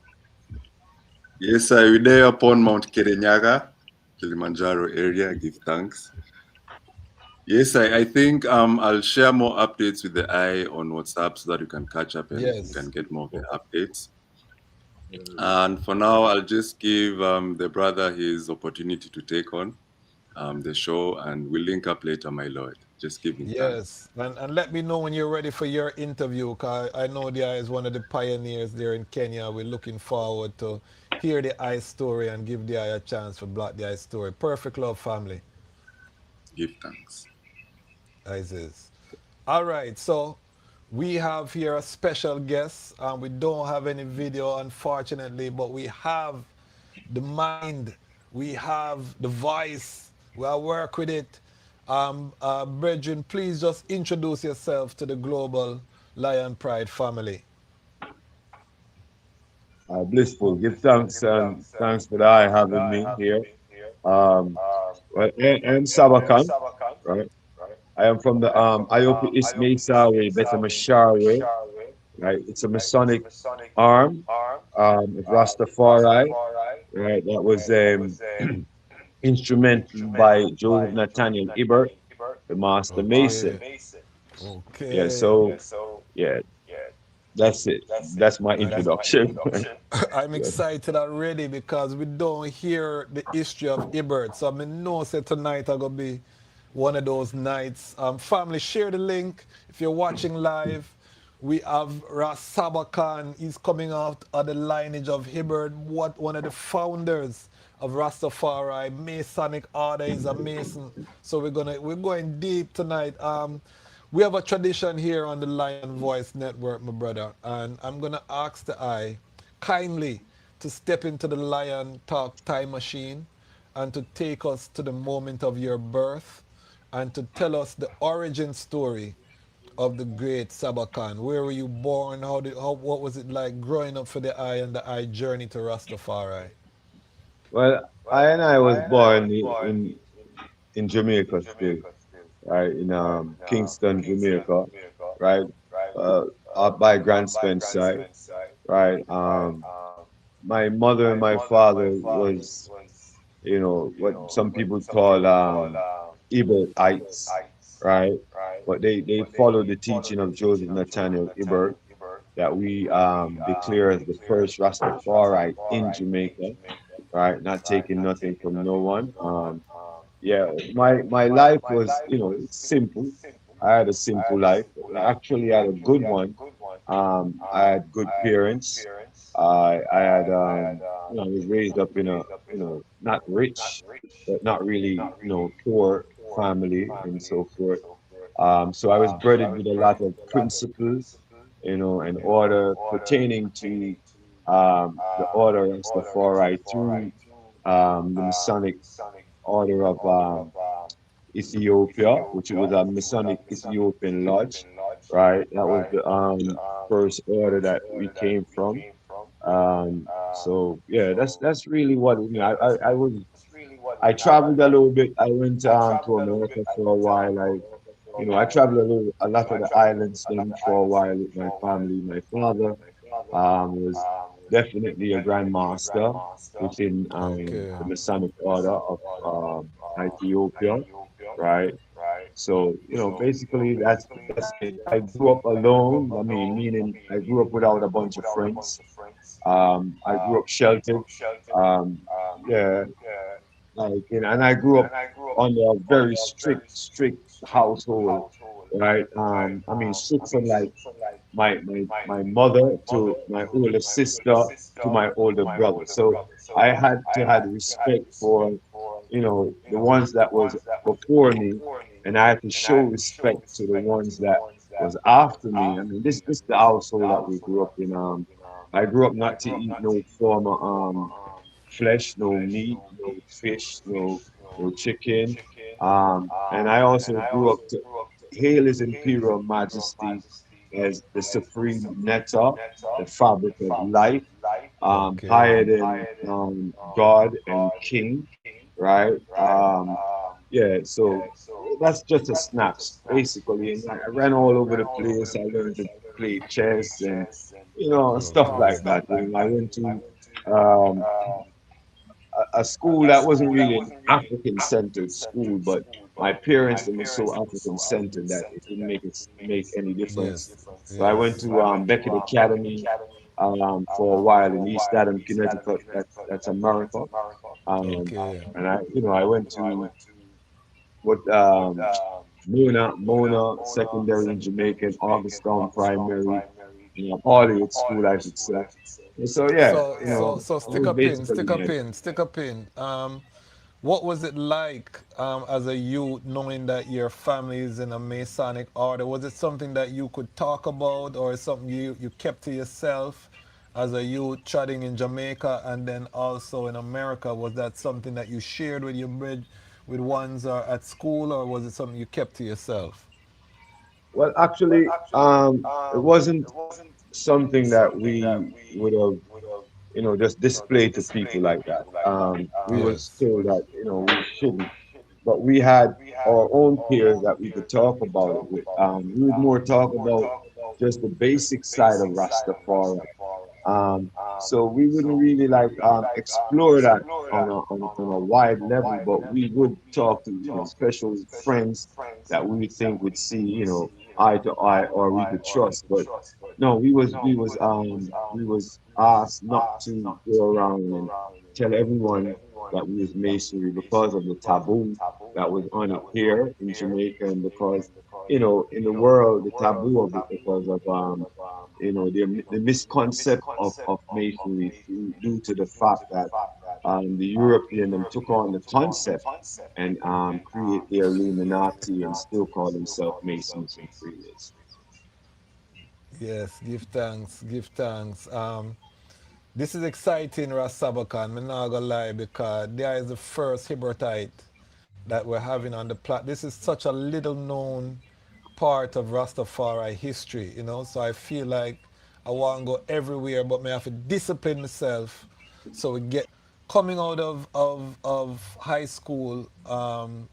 Was there any culture shock moving from Jamaica to America? What was describe that? What you encountered moving into Um, Connecticut? Honestly, no. For I no, honestly, because like I said, to how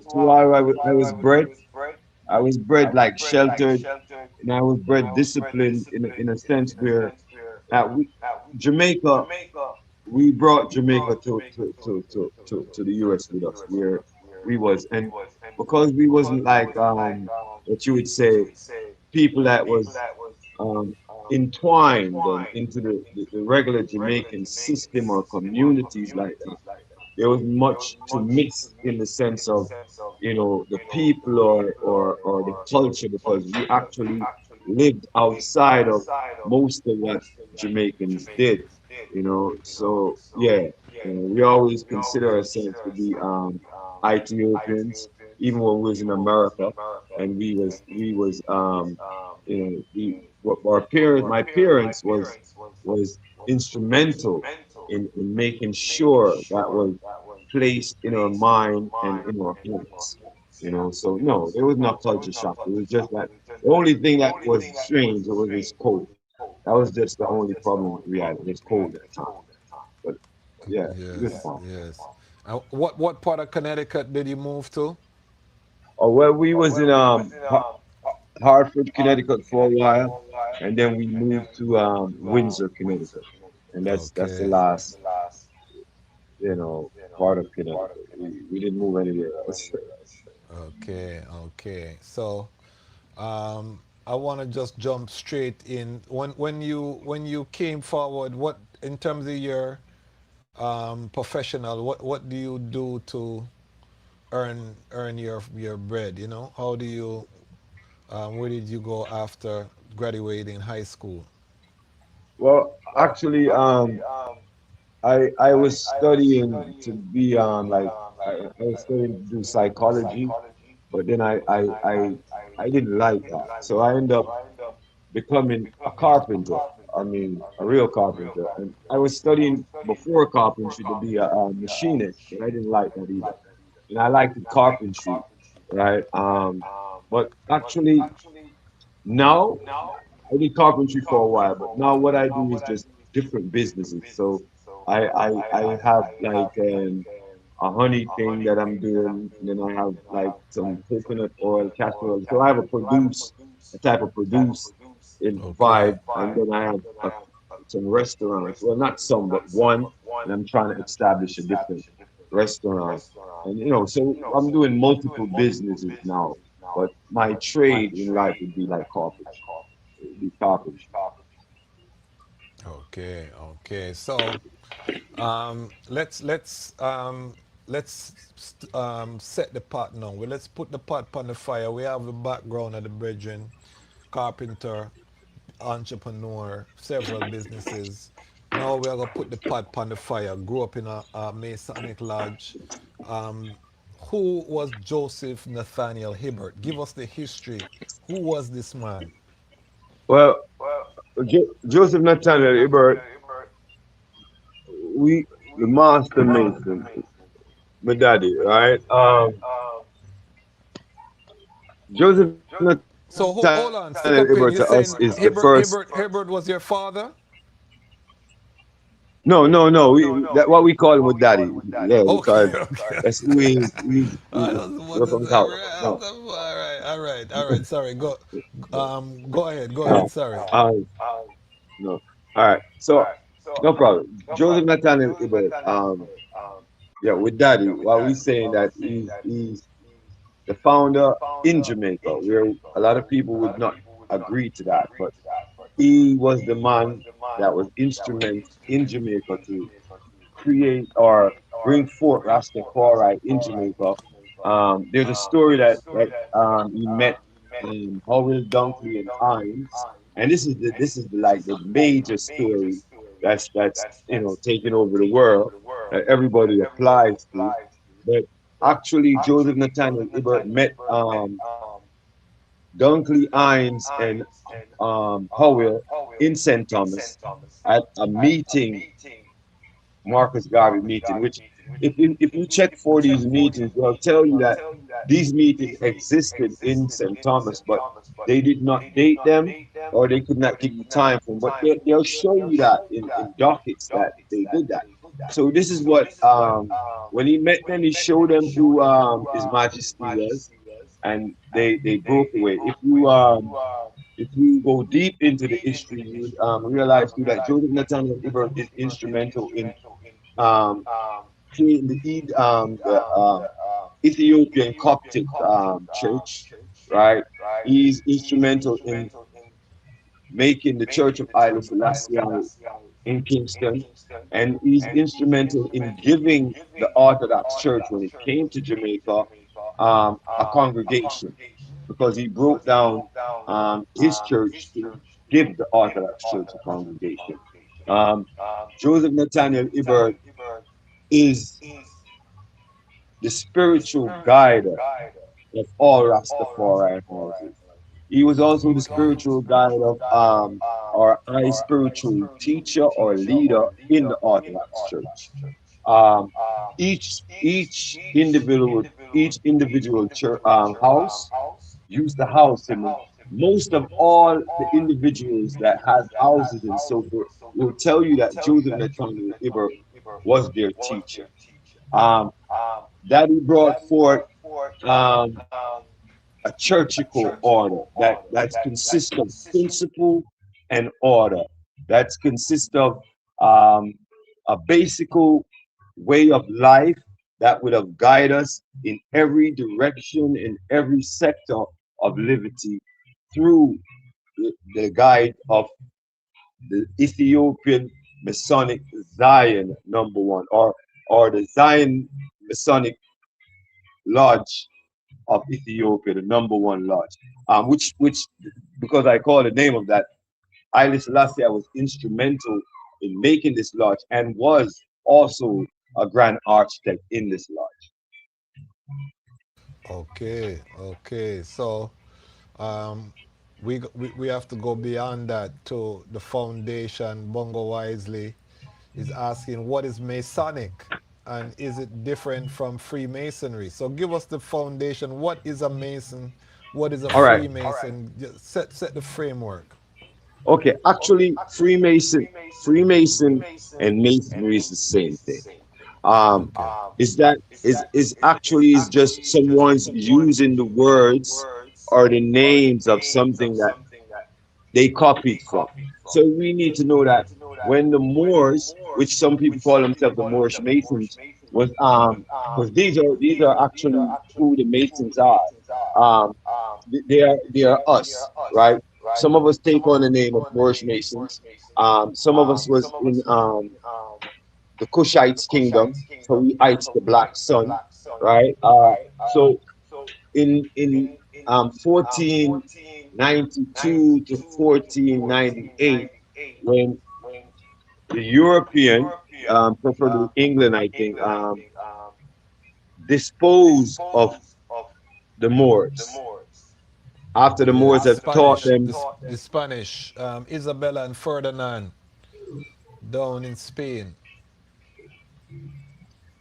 Well, Isabella and Ferdinand in Spain. That's when the Spain They expelled the Moors in 1492, the Battle of Granada. Indeed, yeah, you're correct. You're correct. You're correct. But this was instrumental by Europe, by England as well, right? But you're right.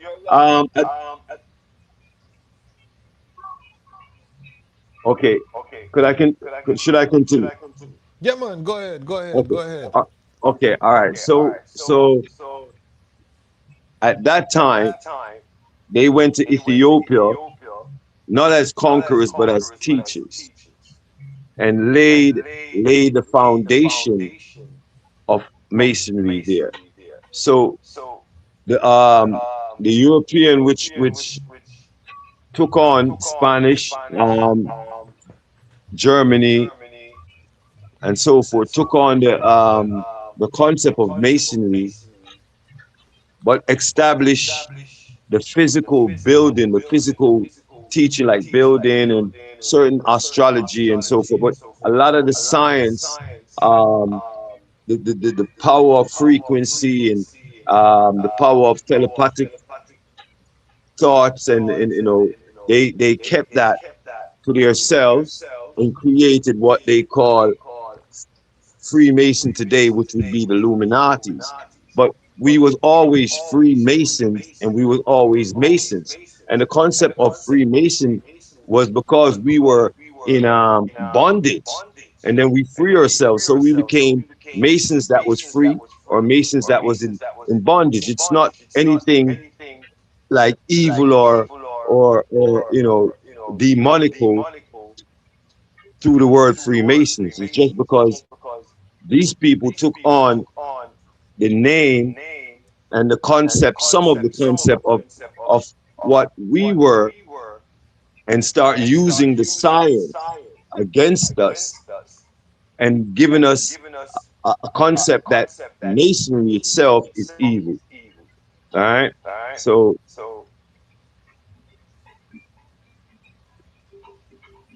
I'm waiting for you to say something, because No, I don't want to. listening. I'm a student, tonight, because I told the audience this is not my area of expertise, so I'm here to listen.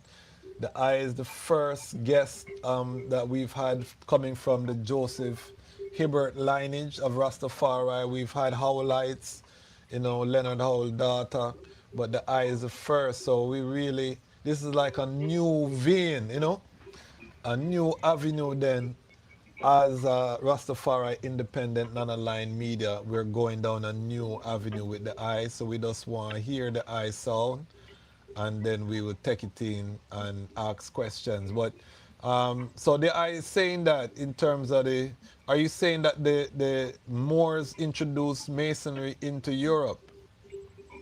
Well, yes, they introduced masonry into Europe, and many other things as well. They introduced the Bach, the mathematics, and these are all basis of concept of masonry. Some things that's simply we look at simply today, right? Yes.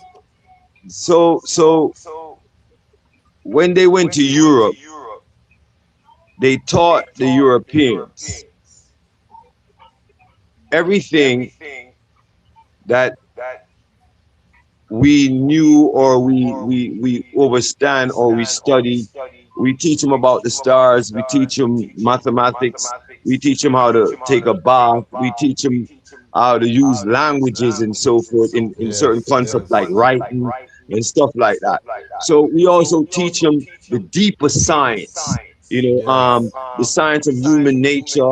We teach them the science of the universe, so we teach them most of our core because we was not conquerors. What we went to different countries and different continents for, just to teach people, to uplift them to a higher state of thinking and being. So, like I said, in 1492, when the Europeans them destroyed the Moorish Masons, they took on the concept of what they taught them, but they kept a lot of the scientific and the spiritual knowledge, the secret, and thence they created, which they call now today their Masonic secret society, because we had not have Masonry as a secret. First of all, we was not a secret society. What we were was Masons that thought that the world needed to be enlightened. We thought that the world needed to know human nature. They need to know about the science. They need to know about the connection with our souls to the universe, the connection that we had with each other and with each thing that dwells upon the planet, right? So with all of this knowledge that we had, we gave it to them, right? Free, and because we wanted to uplift their race. And they destroyed or killed 95% of the Moors, who had to flee to different places. And thence this is where they came to Ethiopia and started teaching the concept of masonry. So I don't want to miss the dates. I'm trying to recall, because before you go to the Ethiopia, because that's a key piece of it. But how do the Knights Templar factor into that history with the Moors? Because we always hear about the Knights Templar, the Crusades, being connected to Freemasonry and the Illuminati and some of the early parts. Is there any relation with them and the Moors? Well, the Knight Templars, the Moors would have connection with almost everyone, because they went everywhere to teach everyone. So they're connected to every sector, right? But the Knight Templars was just basically they're just basically agents of Europe, right? That took on the same concept of masonry. The Knight Templars and the Moorish Masons are not the same. You understand me? So the Knight Templars, I hear a lot of people talk about the Knight Templars. I don't know. I should have had some things with him, but I hear a lot of people talk about the Knight Templars like they was a part of us. But they wasn't. The Knight Templars was actually just some ones that came with knowledge that they learned from us, right, and brought it to Europe to try to gain riches from this knowledge, and they themselves even became a part of the empire of Europe. When I say Europe, I'm speaking like of England, Spain, and, I'm speaking of the whole geographical area, right? So yeah. So they're not part of the Moorish Masons or the Moor Temple. They're just some ones that was also taught by the Moors and took on the concept and brought it to Europe like it was theirs. And it was chased by the church and so forth, because they were getting rich of what they was teaching. So this is what they was about, So, yeah. All right. So take us to Ethiopia now. The Moors going to Ethiopia. Moorish Masons. When they went to Ethiopia, They went to Ethiopia in 1490. So they went to Ethiopia actually before they was disposed, and attacked. So they went to Ethiopia in 1490. Um, further further down, they was disposed as too as well in Ethiopia. They was asked to leave Ethiopia like around 2 years after, but just to jump deep, the jump further up in the future, in 1929, His Majesty established um the same order that they had brought here. So he established the Masonic order, but he established it through the Zion Lodge, number one, right, of the Ethiopian Empire. They would have used, and a lot of people would say, well, when I say this, that, well, isn't the Scottish a part of um, the European Masonic organization as well? But no, not in the beginning, maybe further down, but no, because if you study the history, you'd realize that even in Scottish at that time, there wasn't a bunch of Caucasians there. There was a lot of black people in Scotland at that time. It's the mixture of the Caucasian when they came about. Well, not even the Caucasian, was some, I think it was some, if I'm not mistaken, some Arabian type of people. But yeah, so the Scottish people. So Haile Selassie established the lodge in Ethiopia in 1929. Um, and before that, he was instrumental in helping to create the African Lodge. But in 1929, he created the, the, the, the, the lodge, the Zion Lodge in Ethiopia, right? Yeah, and was a Grand Master of the lodge as well. So, yeah, but, in fact, he was a right. It's not even a Grand Master. He was a right of that lodge, right? Through the Scottish Lodge, right? So basically, that's where Masonry connect with His Imperial Majesty in in Ethiopia and in the history. Where is this information available for those who want to study more of this type of information? Is it written anywhere, or is it you have to be a member of the lodge to get access to this information? Okay, all right. The information is written, but actually, all right. I did not bring forth like a paper where I could show you, but further down I could send information to you. I should have that at hand. I know. I apologize, but further down I could send the information to you where they could get this information um to to verify this. We would love that because my audience is a serious, scholarly audience. Them are gonna ask me question, and they want to know where the information is coming from. So definitely give thanks for sharing, um, because this is the first time I'm hearing this about Ismaisi establishing a lodge in 1929, right before the coronation. Um, so I'm very fascinated. I know that even up to today, the Crown Council gives out many orders and awards, and each of them have protocols and distinctions and things. I have brethren who are members of these orders, um, but I haven't admittedly had the time to really dig into the different Ethiopian orders and what comes with it. Um, so I want to get some more information on that. But before that, Ras Super from out of Trinidad is asking, he said, I once was told that Freemasonry is not a secret society, but more a society of secrets. Is that accurate? All right.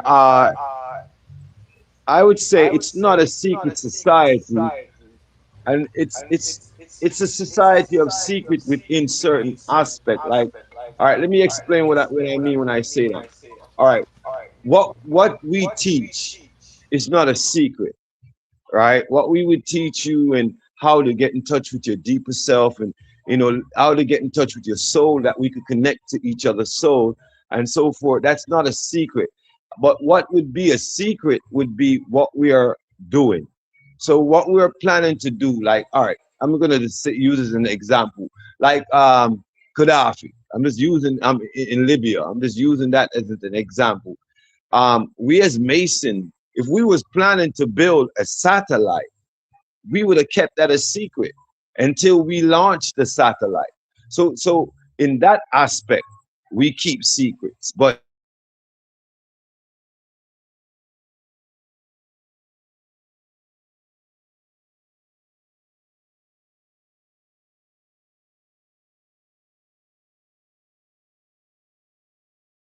Not here in the eye. because our motto is always to be here at the Beth Mashari. Let me say this before you continue. We here at Ayub Ismail Sawi Beth Mashari, we never was taught to ice the light. That's the other thing. So we did not ice the light. We ice darkness. So we ice the black sun, the pure fire. That so it's kind of that, and maybe that's another thing to go into another time maybe. But so we would tell ones to submerge within darkness, that you could go into deep thought, right? And to ignite then into a flame if you choose to. But we ice the darkness. So yeah. So we wouldn't keep no or nothing that's important to your development of spirit, soul, and mind, and even physical, a secret. So when you forward to us, what our goal is to teach you and to make you better. But when we're doing a project that we know that would affect maybe the world, but protect us, that is a secret until the project is complete. Sorry if I ran on. No. We give thanks. We give thanks. We're learning. We're reasoning. This is one of the ancient arts of Rastafari. It's a lost art form because a lot of time when brethren get together shouting and a lot of ego. So we give thanks for re-establish globally a platform where we just reason, reason we are reason, and we give thanks to hear the eye reasoning. I want to know how Joseph Nathaniel Hibbert became a Mason. Do we know his story, or was he born into a Masonic family? No, actually, sorry. Go ahead. Oh no, actually, he actually became a Mason when he went to Costa Rica. From as a lad, as a little youth, right? He joined the Ethiopian Masonic Lodge in Ethiopia at that time, right? That's how he became a Mason, and that's how he started learning about Ethiopia, his Imperial Majesty. In fact, and I must say this. In fact, the African lodge that was in Ethiopia before the Ethiopian Masonic Lodge, the African lodge was actually instrumental in creating what we would say they would be more like the first Pan-Africanists. Before there was a Marcus Garvey, not trying to take anything from Marcus Garvey, but before there was a Marcus Garvey, it was this lodge that was fighting for black freedom, fighting for the liberation of the continent when Europe started taking it over and so forth, and bringing a lot of people to their consciousness, which we say bringing them and submerging them into complete darkness, right? So they could move with caution, right? They could step with caution and think before they speak, and and so forth. You know, because that's what we dwell in darkness for, because we move with caution, and we our eyes adjust, you know, to light. We're not blinded by light, you know. So yeah. Okay, okay. This is so fascinating because we don't usually get history or get one to talk about Joseph Nathaniel Hibbert, and he's one of the founders. You talked about a meeting with him, Leonard Howell Dunkley, Archibald Dunkley, and Robert Hines. These are the pillars, the four pillars that built the movement. But you're saying that Hibbert is the first that professed the divinity of His Majesty in Jamaica. Is that the sound that I blocking to the global family? Yes, Joseph Nathaniel Ibert, and I'll say this loudly, proudly. Joseph Nathaniel Ibert was the teacher of all of it. He was the teacher of Joseph Nathaniel. He was a teacher of Leonard Howell, Dunkley, and Hines. He was a teacher of Fox from the Church of Haile Selassie I. He was a teacher of all of these ones. He in fact, he was preaching about Rastafari 1 year before Leonard Howell took up the mantle, right? So you know, and a lot of ones. I think Michael Barnett had wrote something like this in one of his books, and he was getting a lot of backlash about it because they saying he shouldn't have wrote that. But that's the history, and the reason why they try to hide Joseph Nathaniel Ibert is because when he came to us, he said to us that we are not kings and queens, but we are masters and grand architects and grand masters. We are higher than that. So we are masons. We are the architect of the universe, right? The architect of our souls. And they said that, oh, he's a large person. He's illogical. He's evil. Hence, now this is how a lot of the revival people, because a lot of what made Leonard Howell had a massive thing, and I'm not trying to disrespect Leonard Howell in no way. When I say these things, I just want ones to understand. It's not about disrespecting or anything, because some people get offended by it. But because he was a revivalist, he went and gathered a lot of the revivalist people, and you know, this is where his congregation mostly came from. And what he did was actually, what he did was actually, um, in some sense, destroy what the real concept of Rastafari was in that time. Because what he did was change the churchical order to like a more radical type of vibes without a spiritual thing. They became like what you would say, like everything became like a formality. What they did, it was like just a tradition of formality. It wasn't they moved away the depths of the spiritual within the movement. So because when Joseph Nathaniel Ibert forward, what he was explaining to us is that the churchical order is the order. It's the stand. Why? Because it gives us discipline, order, and directions. So what we would be divine warriors, divine soldiers for a purpose. So this is the core of what Joseph Nathaniel Ibert was. So he was about the principle, the order, the guidance. The paper also said, and I'm gonna get this paper to you as well.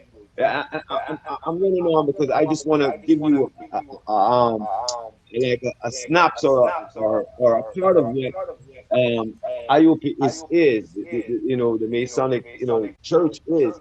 See, the papers say that through Joseph Nathaniel Ibert, say that we must form a community, not a community where we say, okay, we gather together and this is the community.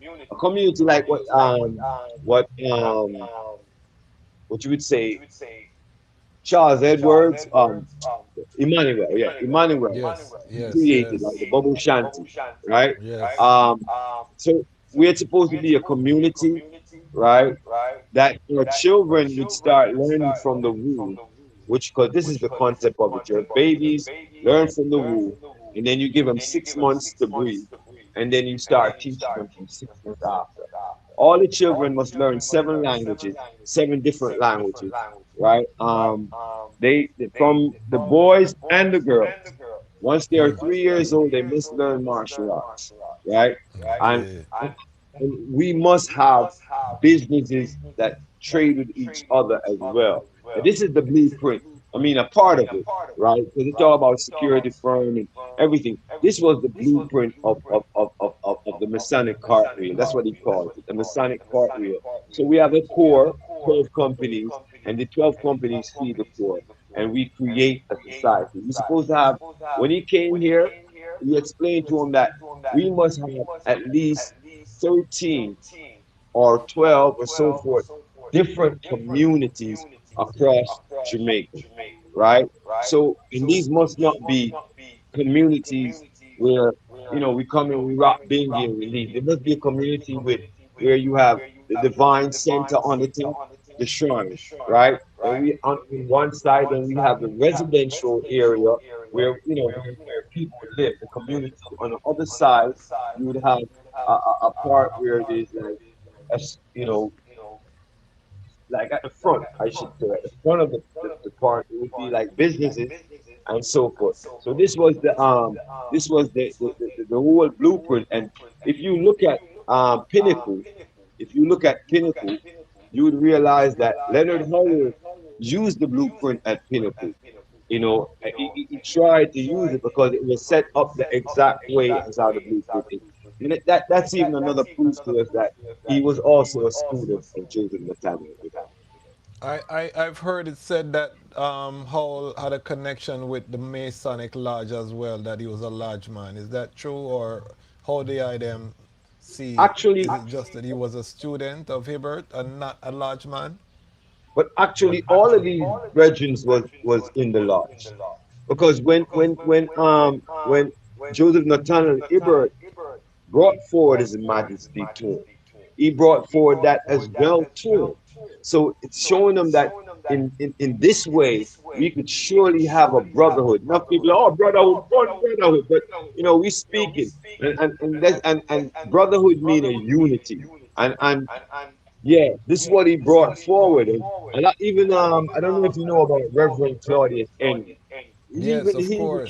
Peacemaker, international peacemaker. Yes, Yes, he also became a Mason, and they denied that. But when I go to the place, I see all the signs of it, because when you study it, then you can see the signs, you can see the symbols, you can see all of what they did. I don't know why they kept it to, a lot of them kept it from their congregations that they was in the lodge, but a lot of them did. But most of all of them, Joseph Nathaniel Hibbert, Bedward, Dunkley, Hines, all of them was Masons. All of them was in a lodge, right? So it's ironic that today Rastafari people don't recognize Masonry, because that was our key.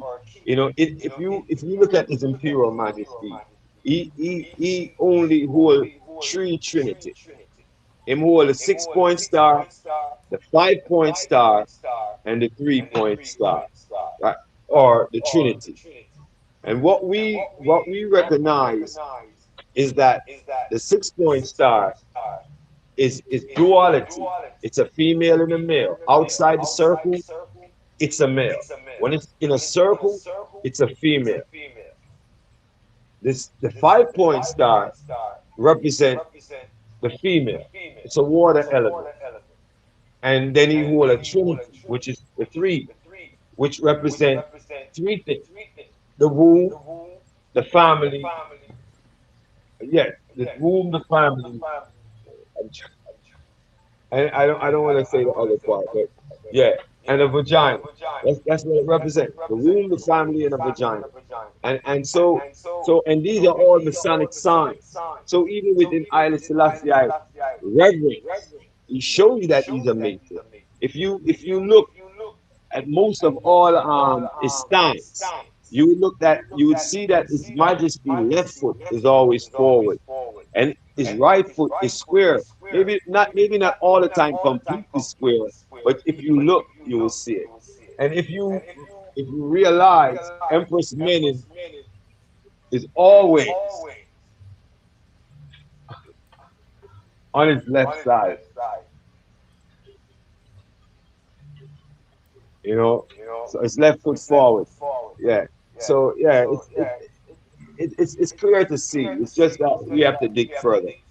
So, basically, yeah, that's it. So we stand here with Ayup Ismail Sawe Betameshawe, bringing forth the teaching of Joseph Nathaniel today, and the teaching that we know will heal for our people globally, because it's only through the Betameshawe, through Masonry, I see the redemption of Rastafari people and African people, or people from Abyssinia.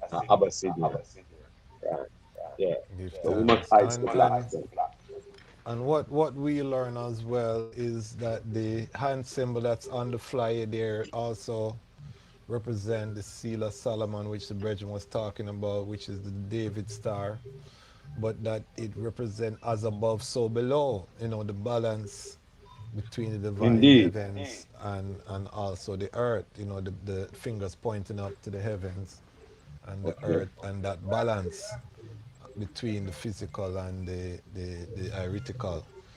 So one of the things I want to go forward to is the Africa Lodge, because you said that they were one of the early freedom fighters. What's the history of the African Lodge? And then I want you to give us a connection between the Solomonic Dynasty and King Solomon, that history, and the Masonic orders, because a lot of them point back to Solomon, So give us the Africa Lodge and then connection with the Solomonic Dynasty.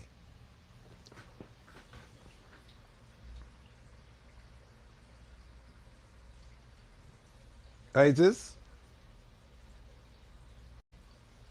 Isis? Are you there?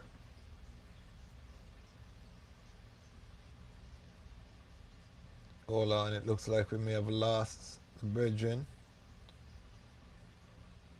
Hold on. It looked like we lost the brethren. We're going forward. We're listening. We're listening. We take time, and those who can will verify the information. And ask him to recommend some books when he come forward, where we can continue to study. But we listen here. That is one of the things we're missing as brethren and sistren, is just sit down and listen to man reason and take in what a man say. I'm in heaven because, again, Nathaniel Hibbert. But as you can see, in line with what we're saying, Hibbert, even if we take the timeline 1930 or 1929, Like I just, timeline still predates that by a decade, in you could hear me. Chicago. Yes, go ahead. Sorry. I apologize about that. I don't know what happened, but it just came off. No problem. Yeah, what you were saying to me now. I wanted to go into the history of the Africa Lodge. You said they were early freedom fighters. Where was it established? Where did it rise from? What are the roots of the Africa Lodge? And then I wanted you to talk about the Solomonic Dynasty, King Solomon, and its connection to Masonry, because a lot of the Masons in the West talk about the Temple of Solomon, the Solomonic heritage. So we want to connect the dots. But start with the Africa Lodge. What's the history of the Africa Lodge? All right. Basically, the African Lodge and the Ethiopian Lodge is basically the same thing.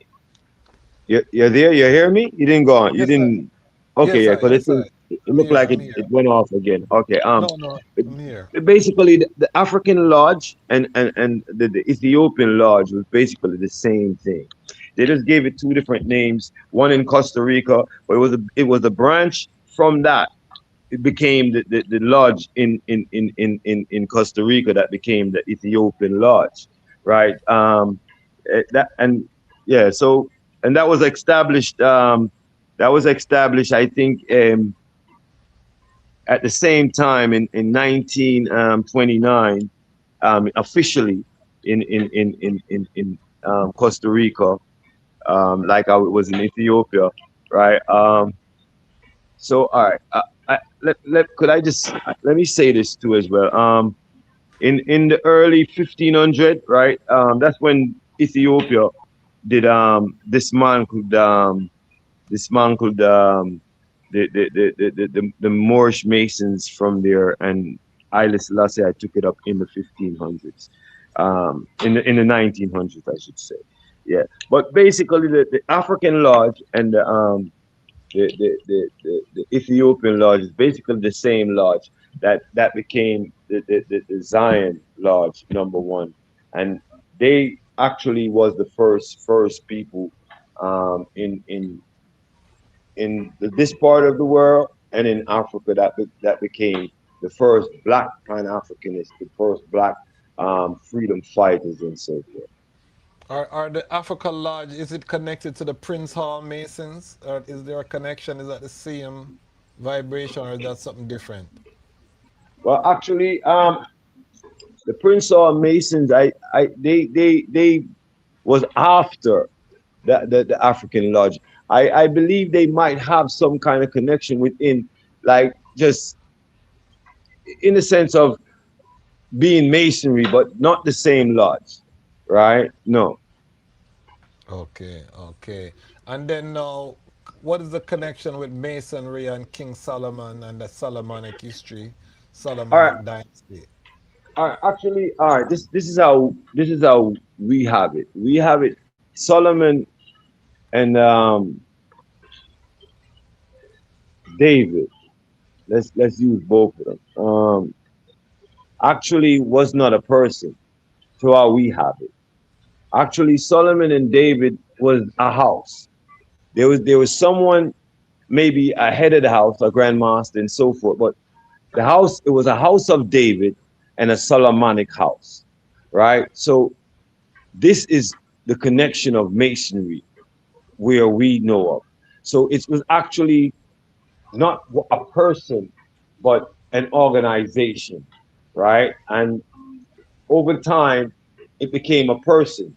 I don't know how, but that's what it became. Solomon became a person and David became a person. But this was Masonic houses, right? So it was the house of David, right? And it was the Solomonic house, right? So, and they became person. I don't know, in the sense of maybe the grandmasters is the ones that ones would look at today to say this was Solomon, and this was David, but the houses was connected to each other through masonry, not to bloodline, like how they would say, okay, Solomon is the son of David. It was actually houses that was connected and not a person, and they was Masonic houses. Okay.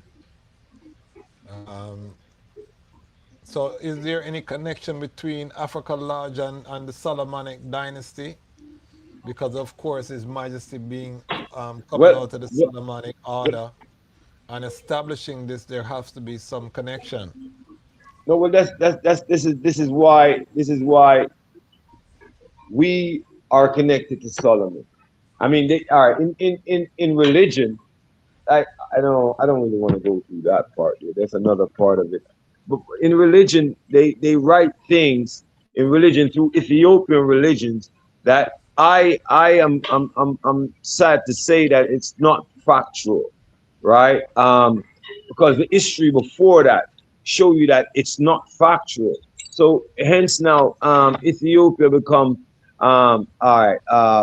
So Haile become parents of Sheba and Solomon, or relations, when actually it was just a house, right? And that house is a connection to His Majesty right now. That's why His Majesty had said, I don't know if you have ever heard it or ever read this, but His Imperial Majesty has said that My dynasty does not start with Solomon or Sheba. No, no, he said, yeah, my bloodline does not start with Solomon or Sheba. My dynasty go all the way to Ori, beyond Punt and Kush. And when we study what Ori is actually three different things. Ori is the face mask that they use in Egypt, and then Ori was a king, and then Ori is a symbol of the sun. And it's a symbol of the black sun. So, and I don't know if you ever heard that before, but you can research that because it's there, right? So the connection of Solomon to Ethiopia, I mean, go further than even Solomon. It go all the way to Ori, right? And it comes to the house of Solomon, right? And or through the house of David, and then run through the house of Solomon. Hence, His Majesty only sit through the house of David. He only sit through that because it's a house and it will continue. So what we got was a misunderstanding of what that was, just like the concept of the Son of God. Let me put that into like the concept of the Son of God.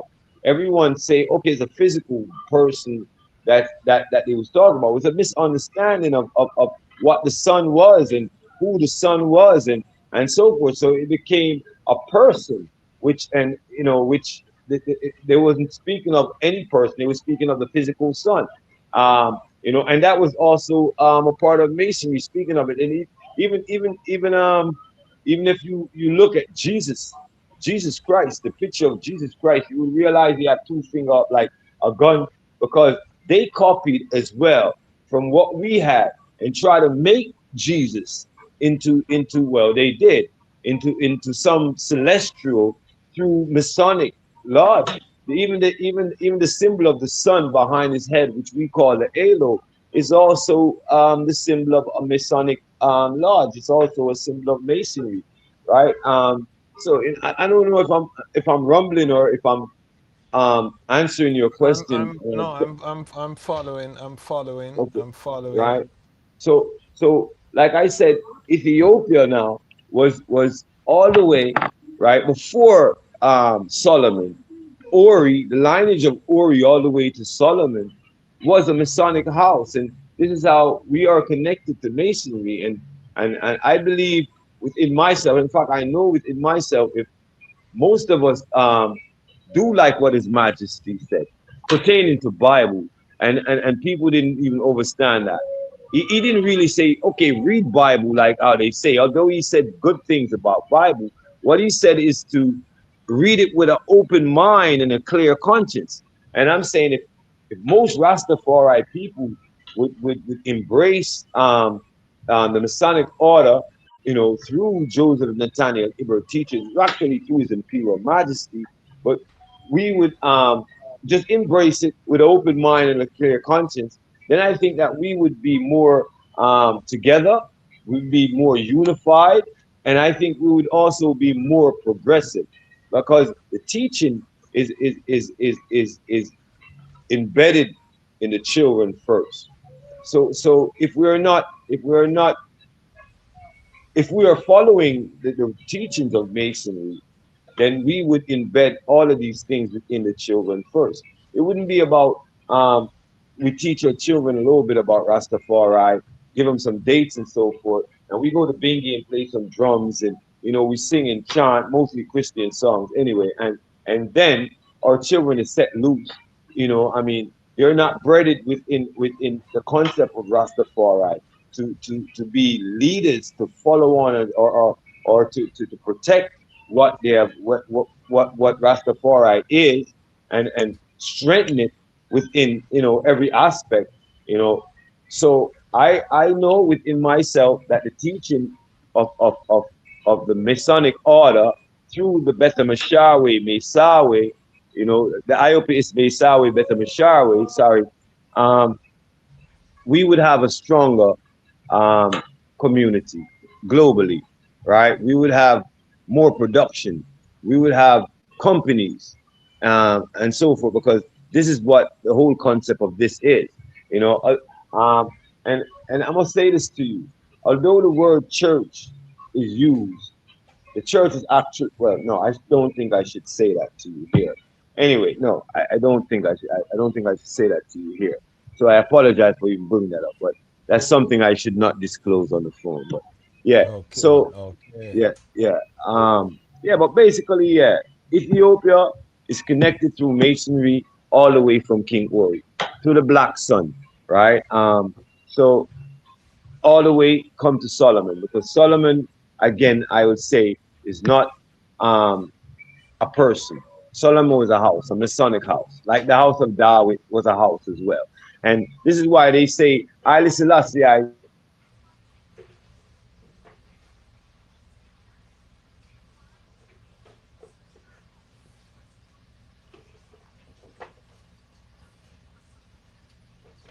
Greetings, greetings. David, right? It's not on the throne if one I want to cut do out. that, which I don't. Hold on, take a pin. There I cut out. You said Haile Selassie I, and then you cut out. Okay, I said Haile Selassie I sit like he sit on the throne of David to prove you that that's the house of David. And people that came before would have sit on the throne of David.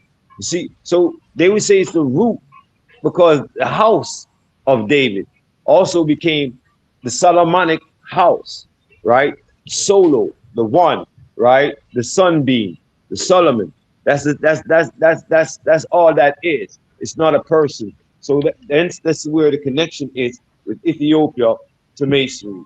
Actually, to go a little further, Ethiopia is a part of Put, or you call it Punt, or some people call it Punit, right? But yeah, I'm just using all the same words that other people call it, that everyone would know what I'm talking about. The Horn of Africa, when it was one. This is where everything came from, actually.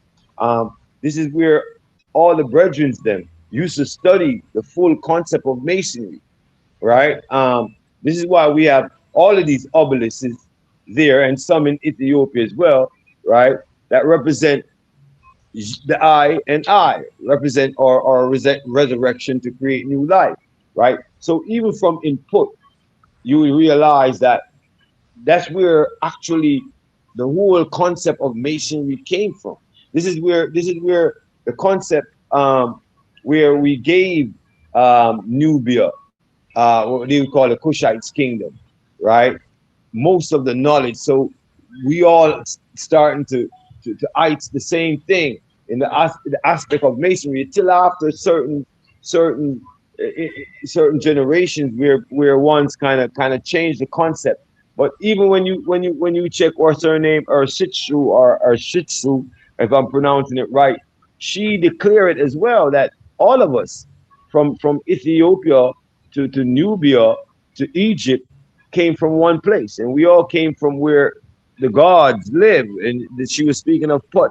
So what I'm saying, this is the alignment of what masonry is and where it came from, and the embodiment of what we were and what we are still.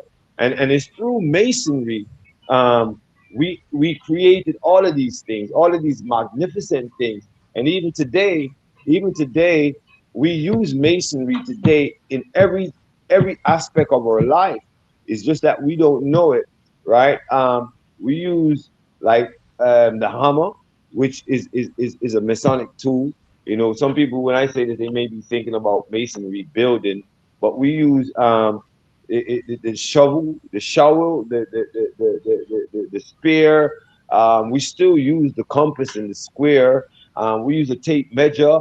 I mean, all of these things or Masonic tools. We use the telescope. We use we use every single thing that we had created as Masons, right? To what you would say, well, Diadem would say, enlighten other people's mind, and we would say, to bring them, to make them submerge deeper into darkness, that they become, right, a blinding light, from a blinding light, a nascent light, from the black orb.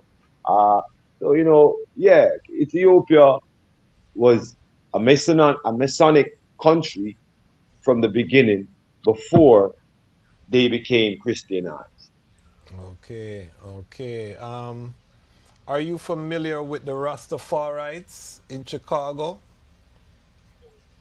No, I'm not. Okay, these were black Americans who were hailing the divinity of Haile Selassie in 1919. You know, In 1919. yeah, this is Okay. information that is Okay. coming out now. We just did an episode. I'll send you the episode. Um, they were building off of early Ethiopianism. So Leonard Howell credits, part of his uprising to interacting with the Rastafarites. So I was wondering if Hibbert in Costa Rica had encountered any of these brethren, I have no or knowledge of was a that. presence in Costa Rica before he came forward to preach Rastafari. So he came um, forward to Jamaica in 1929 or 1930 from Costa Rica. Is that the timeline? No, he came to Jamaica in 1931, right? 1931. Okay. Yes, yes. So a little bit before Howell. 'Cause I think Howell was 31 as well, or 32. No, well, Owl started preaching Rastafari in 1933, Okay. right? Like the end of the 1932 to the beginning of 1933, but mostly in 1933. That's when he started preaching that. Um, but yeah, it's 1931. He came here. Yeah. Okay. Okay. So there's no record of him preaching in Costa Rica. Is there any record of Hibbert preaching Rastafari in Costa Rica? Was there any Well, Rastafari community? when he was in the lodge there, this is what his main aspect was. His main aspect was that um through the Ethiopian lodge, Haile Selassie I would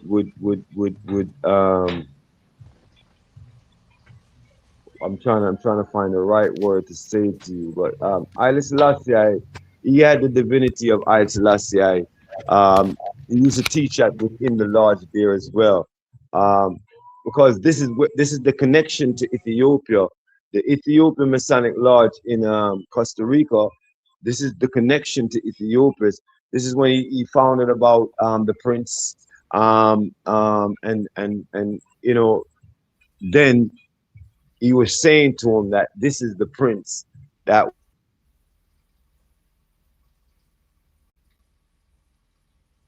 Not here in the eye.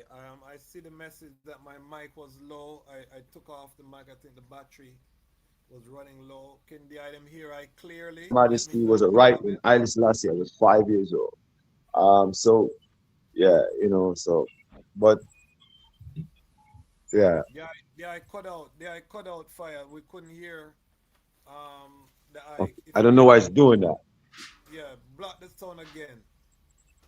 Okay, I said that His Majesty um was declared by Joseph Nathaniel Ibert um when he was like 5 years old to the Ethiopian Lodge, because the Ethiopian Lodge, that was the connection to with Owel to Ethiopia, and this when he learned about the prince and so forth, and he said His Majesty when he was 5 years old that he was the prince, the one that's supposed to be a redeemer. There's a thing that he yeah, I'm gonna try to find it where he showed. I'm trying to find it here, but I don't look like I have it here. Where he showed us a picture of His Majesty um, as a grown man, um, years before he was born, like around 100 years before he was born. He showed us a picture like that. We had a picture like that where he's saying this was His Majesty before um, he was born, and this is His Majesty. On this, it was like on an obelisk. So yeah, he declared Haile Selassie before um, he was even crowned as a king. years before that. Okay, check. Yeah, them can hear I. Check. I'm hearing you. Can the item hear I? You say you can hear the guest, but not I. Check. Can the Okay. item hear I? Testing 1, 2, 3. Let me know in the comments if the item can hear I. I tried to charge up the mic. Let I know. Okay, the item can hear. Okay, we're good now. Give thanks.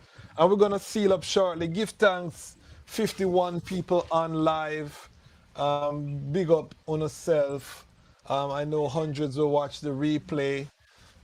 This is the first person that we've had from the lineage of Nathaniel Joseph Ibert.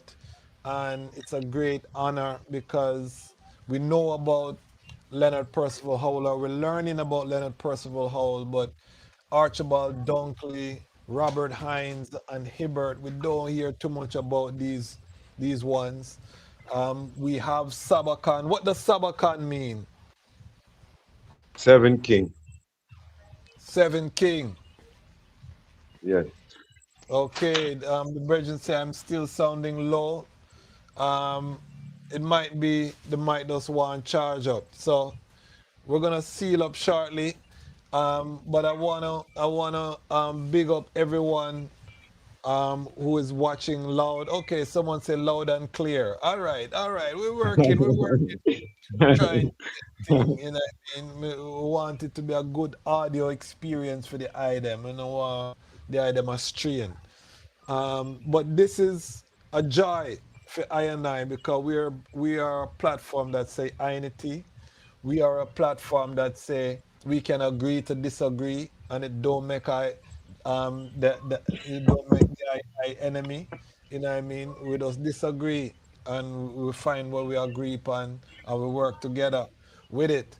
The brethren is bringing forward some new information. He's saying that Nathaniel Hibbert really was a teacher for Leonard Howell, Hines, Claudius Henry. So this would give Rastafari in Jamaica a Masonic origin in terms of the early promulgators of Rastafari in Jamaica, which is something that is not discussed, something that is not reasoned on. And I'm gonna have to have Dr. Barnett on and some other scholars so we can go deeper into this connection, because this is a fascinating vein of thought, train of thought, and something that's not explored. Ras Super had something that was very important. I want to seal up with that. Hold on. Let me see Ras Super. Okay, Ras Super said I said that Howell created Pinnacle as a blueprint to the Masonry. What has Masonry done in that light as an example for I and I to yard up with? Very serious question. So, Howell, I think we can easily credit Howell with the global spread, because whatever he was doing was the most impactful in terms of Pinnacle. Where is the Masonic? If he was taking Hibbert blueprint, where was Hibbert's Pinnacle, or what have the Masons done since that time? Okay. Good question. First of all, we must establish that within Jamaica, a lot of the things that Joseph Nathaniel Ibert did was destroyed. They took his building at Waltham, but what he did do and what the Masonic did was not just build a pinnacle, but was instrumental in making it possible for there to be a pinnacle. What the Masonic did was make it possible to have Ethiopian Coptic church. We also made it possible to have a Ethiopian Coptic Rite church. It made it possible that the Orthodox Church in Jamaica would have a congregation to continue. So what they did is not just build something, but they really actually was behind or the foundation of all the things that was built, right? Is the shrine that we're building now, and I must say this because a lot of people don't even understand what the thing is about actually. I mean, Rastafari on a whole, and it's much more than drums and thing. We pull energies, we connect with each other's souls, we build shrines and we meditate and so forth. And all of this is what the Masonic order bring forth to Rastafari that was taken out of Rastafari. You know, there's no meditation, there's no meditation for the children. You know, so the concept of masonry is what Rastafari was until they took it out for personal reason. And what we're bringing forward now is that we have bought 5 acres of land, 3 acres where we're about to create actually the first real school in Jamaica for Rastafari children. Not in a sense, we will invite Pan-Africans, people that's thinking similar, but basically the school is for Rastafari children and a clinic. So this is what the Masonic church is doing, the Beth Mishar way, right? Yeah. So, and if you're gonna seal up, and if you would give me like just a minute that I could seal before we seal, because I should have did this when I came in, because of the problems. Do your thing, man. So if we're gonna seal up, I'm gonna leave you like this, all right? So we say blissful to nestle in Rohaba Utepa time. Erikat Wadada, Erikat Salam.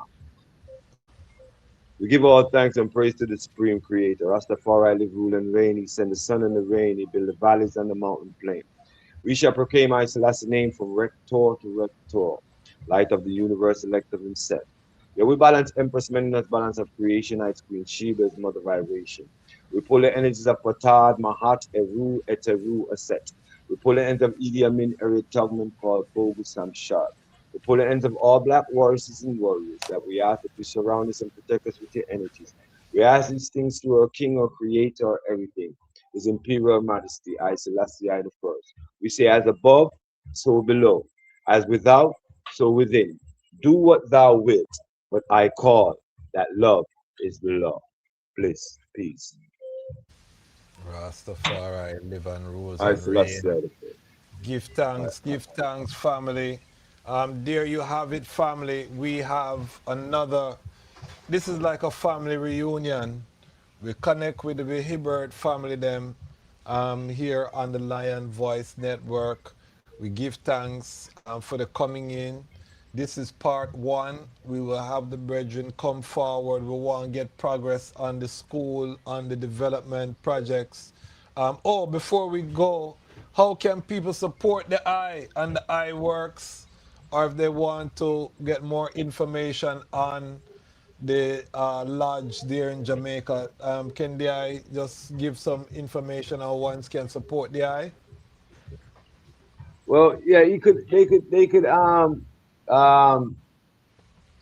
give the number here and we could send it, and I could give them a link to the principle and order. It's a group, and then I could also give them a link to what you would call to the Instagram page as well, right? So you could just tell them to give a link here, and they could go on the principle and order, and they could get a link through that, and then I could send the link through the Instagram. I don't have the thing in my head on the Instagram. Yeah, just send it to me in WhatsApp, and I can put it in the description for this video. So ones who want to link the eye can just link through the description. Click the link in the description and connect with the brethren to support. You know that over here we want the ones that if you love the brethren reasoning and it resonate, link the brethren, support the works, find out more about the works. I see in the comments, it might not be for everyone. That's fine. You know, we agree to disagree. But we give a listening ear and we give thanks to learn about parts of our family and the history. Most importantly, this gives us things that we can now reason further with other ones and connect the dots as we put together our story. And the important thing is that we are telling it. It's not we go on National Geographic and a man a come tell you say Ray. No, we're listening to the people who live this. The brethren grew up in the lineage of Ibert, come from that order which I didn't even know still exists in Jamaica. So I give thanks to meet the brethren and to hear and to listen, sit down as a student and just listen. And I would be doing my due diligence to learn more about the Masonic connection. That's not my area. So I don't know. I can't say I'm an expert, but I will be doing my due diligence. I am the reading Ras. So me love. Are there any books that I can recommend, King, before the I chad for ones who want to learn more about Masonry? It's crazy, but the first book I would tell them to study, it wouldn't even say nothing about masonry, but it's the first step I think they could take to come to masonry, and it would be the historical origins of Christianity. Okay. Who do you know the Yeah. author of that book? Or this just called historical? Uh, yeah, the last his last name is Matthew. I can't remember his first name. Okay, Right, I'm okay, reading no so much book, problem. but his last name is Matthew. But the historical origins of Christianity, it's gonna guide you, break down what Christianity is first, and then it's gonna guide you to the step of masonry through the fact that Christianity is also it also came from masonry. The Muslim also came from masonry. So so I think that's the best book to start with first. There's other books, and I'll send them in the link to the eye. But I think anyone that's gonna do this first should start with that one. Well, they say Yeshua was a carpenter, so you know we know the Okay. science. You know, um, the trades, the lodges, were linked to trades. So that is just part of the history. All right, so we do give thanks. There you have it, family. Another groundbreaking episode. Joseph Nathaniel Hibbert. We have identified the lineage. We have heard the history. This is the first time on the platform we're going deep into the Hibbert fullness, and we have a lot to reason with. Next time I reason with Sister Kathy Howell, for example, I'll ask her if she remember Hibbert and these things. Now, give us some niceness for continue the reason with other ones. So we give thanks for the item, and we will be returning on Saturday with an Africa episode. I will be announcing our guest shortly, so stay tuned for that. Saturday morning, Lion Voice Live. Rise up early in the morning, get ready. And then we also will be dropping our first clip from our episode with Baba Malik tomorrow. So look out for that. Baba Malik episode is going to be nice. One of the pioneers of black food sovereignty in America. Detroit is the blackest large city in America right now, and the Brethrens are leading a food revolution in Detroit. So we're gonna have the architect of that movement, his episode of Lion Talk coming. We're on this food movement heavy in advance of the global energy shortage that's coming. Diesel fuel. We have two different Rastafari truckers that are going to be on the show to talk about the global supply chain and break it down for the family, because a lot of us don't realize everything move off of diesel. Ship, truck, when the price of diesel make it not profitable to move goods and services, we're going to see something that most of us have never seen before. So stay tuned, it's on the way. Lion Voice Network with the Far Eye. We're not going We're not going to go silent. As long as we have Wi-Fi, the community will gather. We are coming together. Big up everyone who has become a monthly member. Consider, if you love independent Rastafari 9 Aligned Media, consider becoming a part of our Patreon family. The independence movement of Rastafari has to be funded by Rastafari. Don't expect I and I to prosper if we're not funding ourselves. So we can't depend on Babylon sponsorship. Big up all of our sponsors here at the Lion Voice Network who are spending their money with the platform. Big up all of the Lion Pride who have become YouTube members, who have become Patreon members.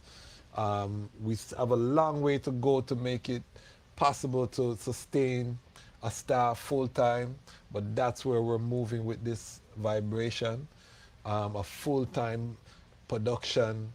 We want to have Rastafari media world-class. You know what I mean? We now look on CNN or BET and say, boy, we want to be that. We want to be something the world has never seen. Rastafari, independent, non-aligned media. Big up all of the items who see the vision, making it happen. It is happening. The next time I come live, we'll be over 80,000 strong in creation. And it's because of the item work. So big up on yourself, the global Lion family. We're not going to stop. Why? Because the time has come for the Lions to tell our own story. And this is the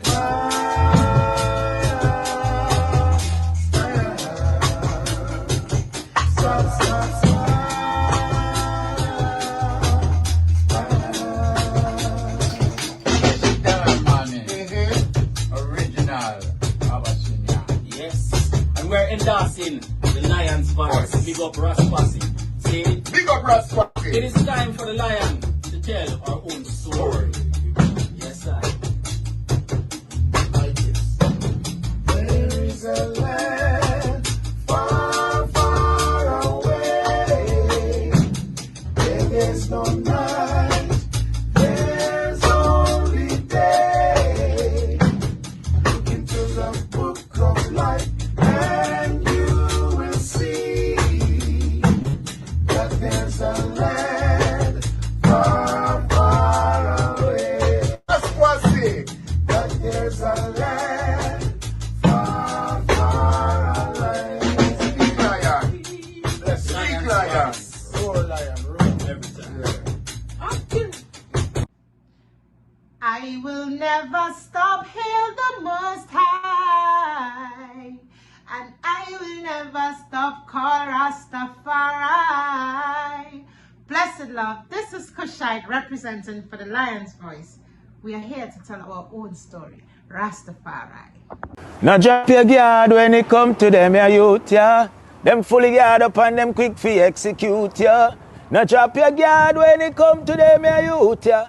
The one will laugh, I'm same one of the shooter. Watching them, this is Ras Sabacan representing for the Lion Voice Network. This is the time when the Lion gets to tell our own story. Haile Selassie I. What are you waiting for? Come together, calling from near and far. Know who you are. What are you waiting for? Rally up, it takes the dust. What are you waiting for? Ancestors paved the way for us. Yes, I am Ketis Oyonde, asking, what are you waiting for to come together? The time has come for the Lions to tell our own story. This is the Lion's Voice. Yes, job people, this is Michael Shemai representing. I will say, hear the Lion Voice, saying it is time for the lions and the lionesses to tell their own story. King David killed Goliath with a stone, we original dread.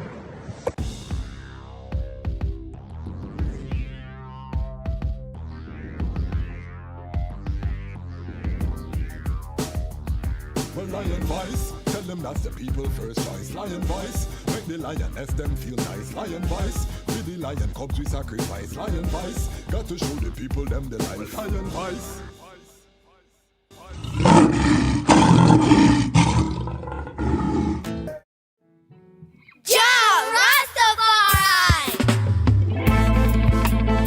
Them could never conquer the mountains. Thousands of years and counting. Ethiopia rise again unto the world. Now we are announcing. Them a plan for war, we a plan for peace. And now we see them wanna go dismantle the base. When the trumpet sound and the violence cease, how we say one go build up the cities. Well, them a plan for war, we a plan for peace. And now we see them wanna go dismantle the base. Rastafari crown as the Prince of Peace. Him tell the youths them fi build up them countries. Well, for unto us a son was born and a child was given, and the government shall be upon his shoulders, and his name shall be called the Wonderful Counselor, Everlasting Father, the Prince of Peace.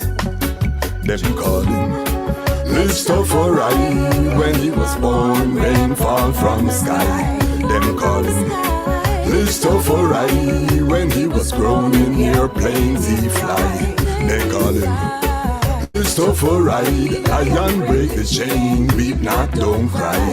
Them call him Rastafari. Read the Revelation chapter 5 verse 5. Then born near the city of Harar, the inspiration for Bob Marley's guitar. People crowd him like some big superstar. It no matter if England or Cote d'Ivoire, no matter if you're brown or black like Qatar. Haile Selassie I fi end all tribal war. A time fi gather Mount Zion, fi drive solar car from the car straight to Zanzibar. Who we are, the sons of Rastafari. When he was born, rain fall from the sky. Rastafari. When he was grown in airplanes he fly. Rastafari. The lion break the chain, weep not, don't cry. Rastafari. We do everything. iRoots Records, an online shop for reggae and dub vinyl, CDs and Rastafari books. Rastafari owned and operated for over 15 years. We ship worldwide. We have many titles from Frontline Publications in stock. We have 50 plus Akabeka Midnight titles, which we believe is the most of any shop in the world.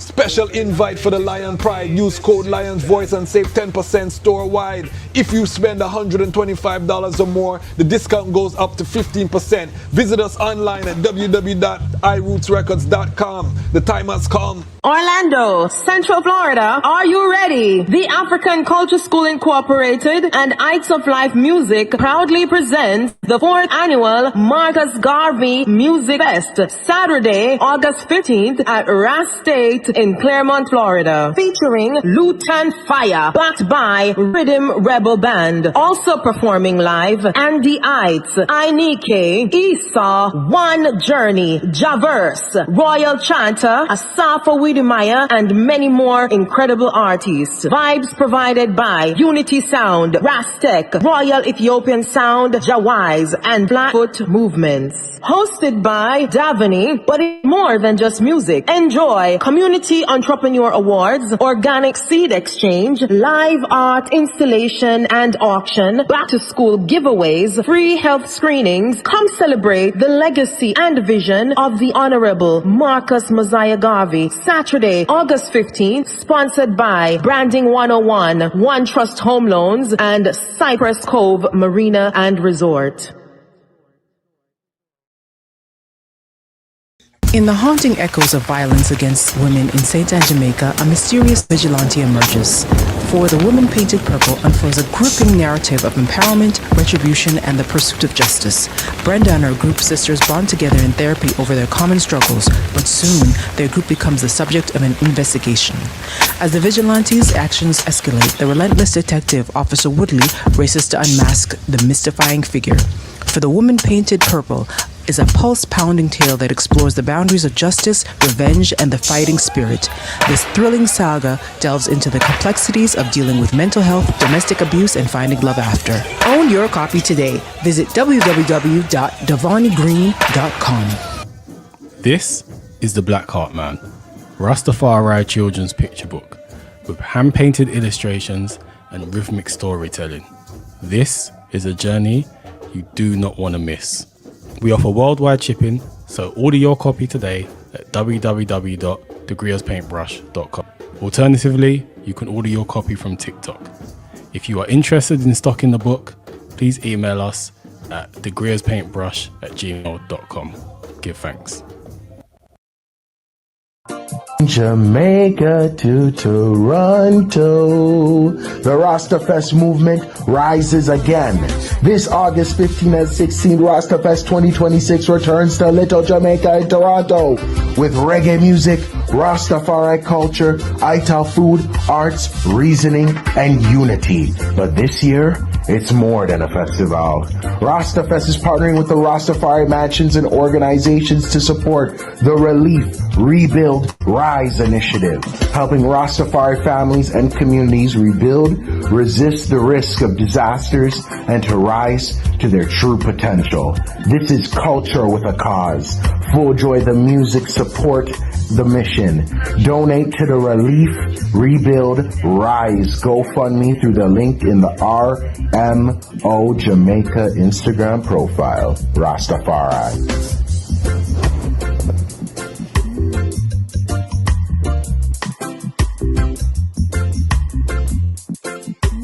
Save the date. Join us on Sunday, August 9th, 2026 at 5 p.m. for the 25th annual fundraiser for the Shashamane Foundation at the Silver Spring Civic Center, Great Buffalo Hall in Silver Spring, Maryland. Come be a part of an evening that helps transform lives by supporting quality education and sustainable development at the JRDC School in Shashamane, Ethiopia. Your presence and generosity help empower children, strengthen communities, and build a brighter future. Can't attend? You can still make a difference by donating at shashamane.org or by scanning the event QR code. Mark your calendar, bring your family and friends, and let's build a lasting legacy together. We'll see you there. Rastafari TV and Site Media are proud sponsors of the Shashamane Foundation.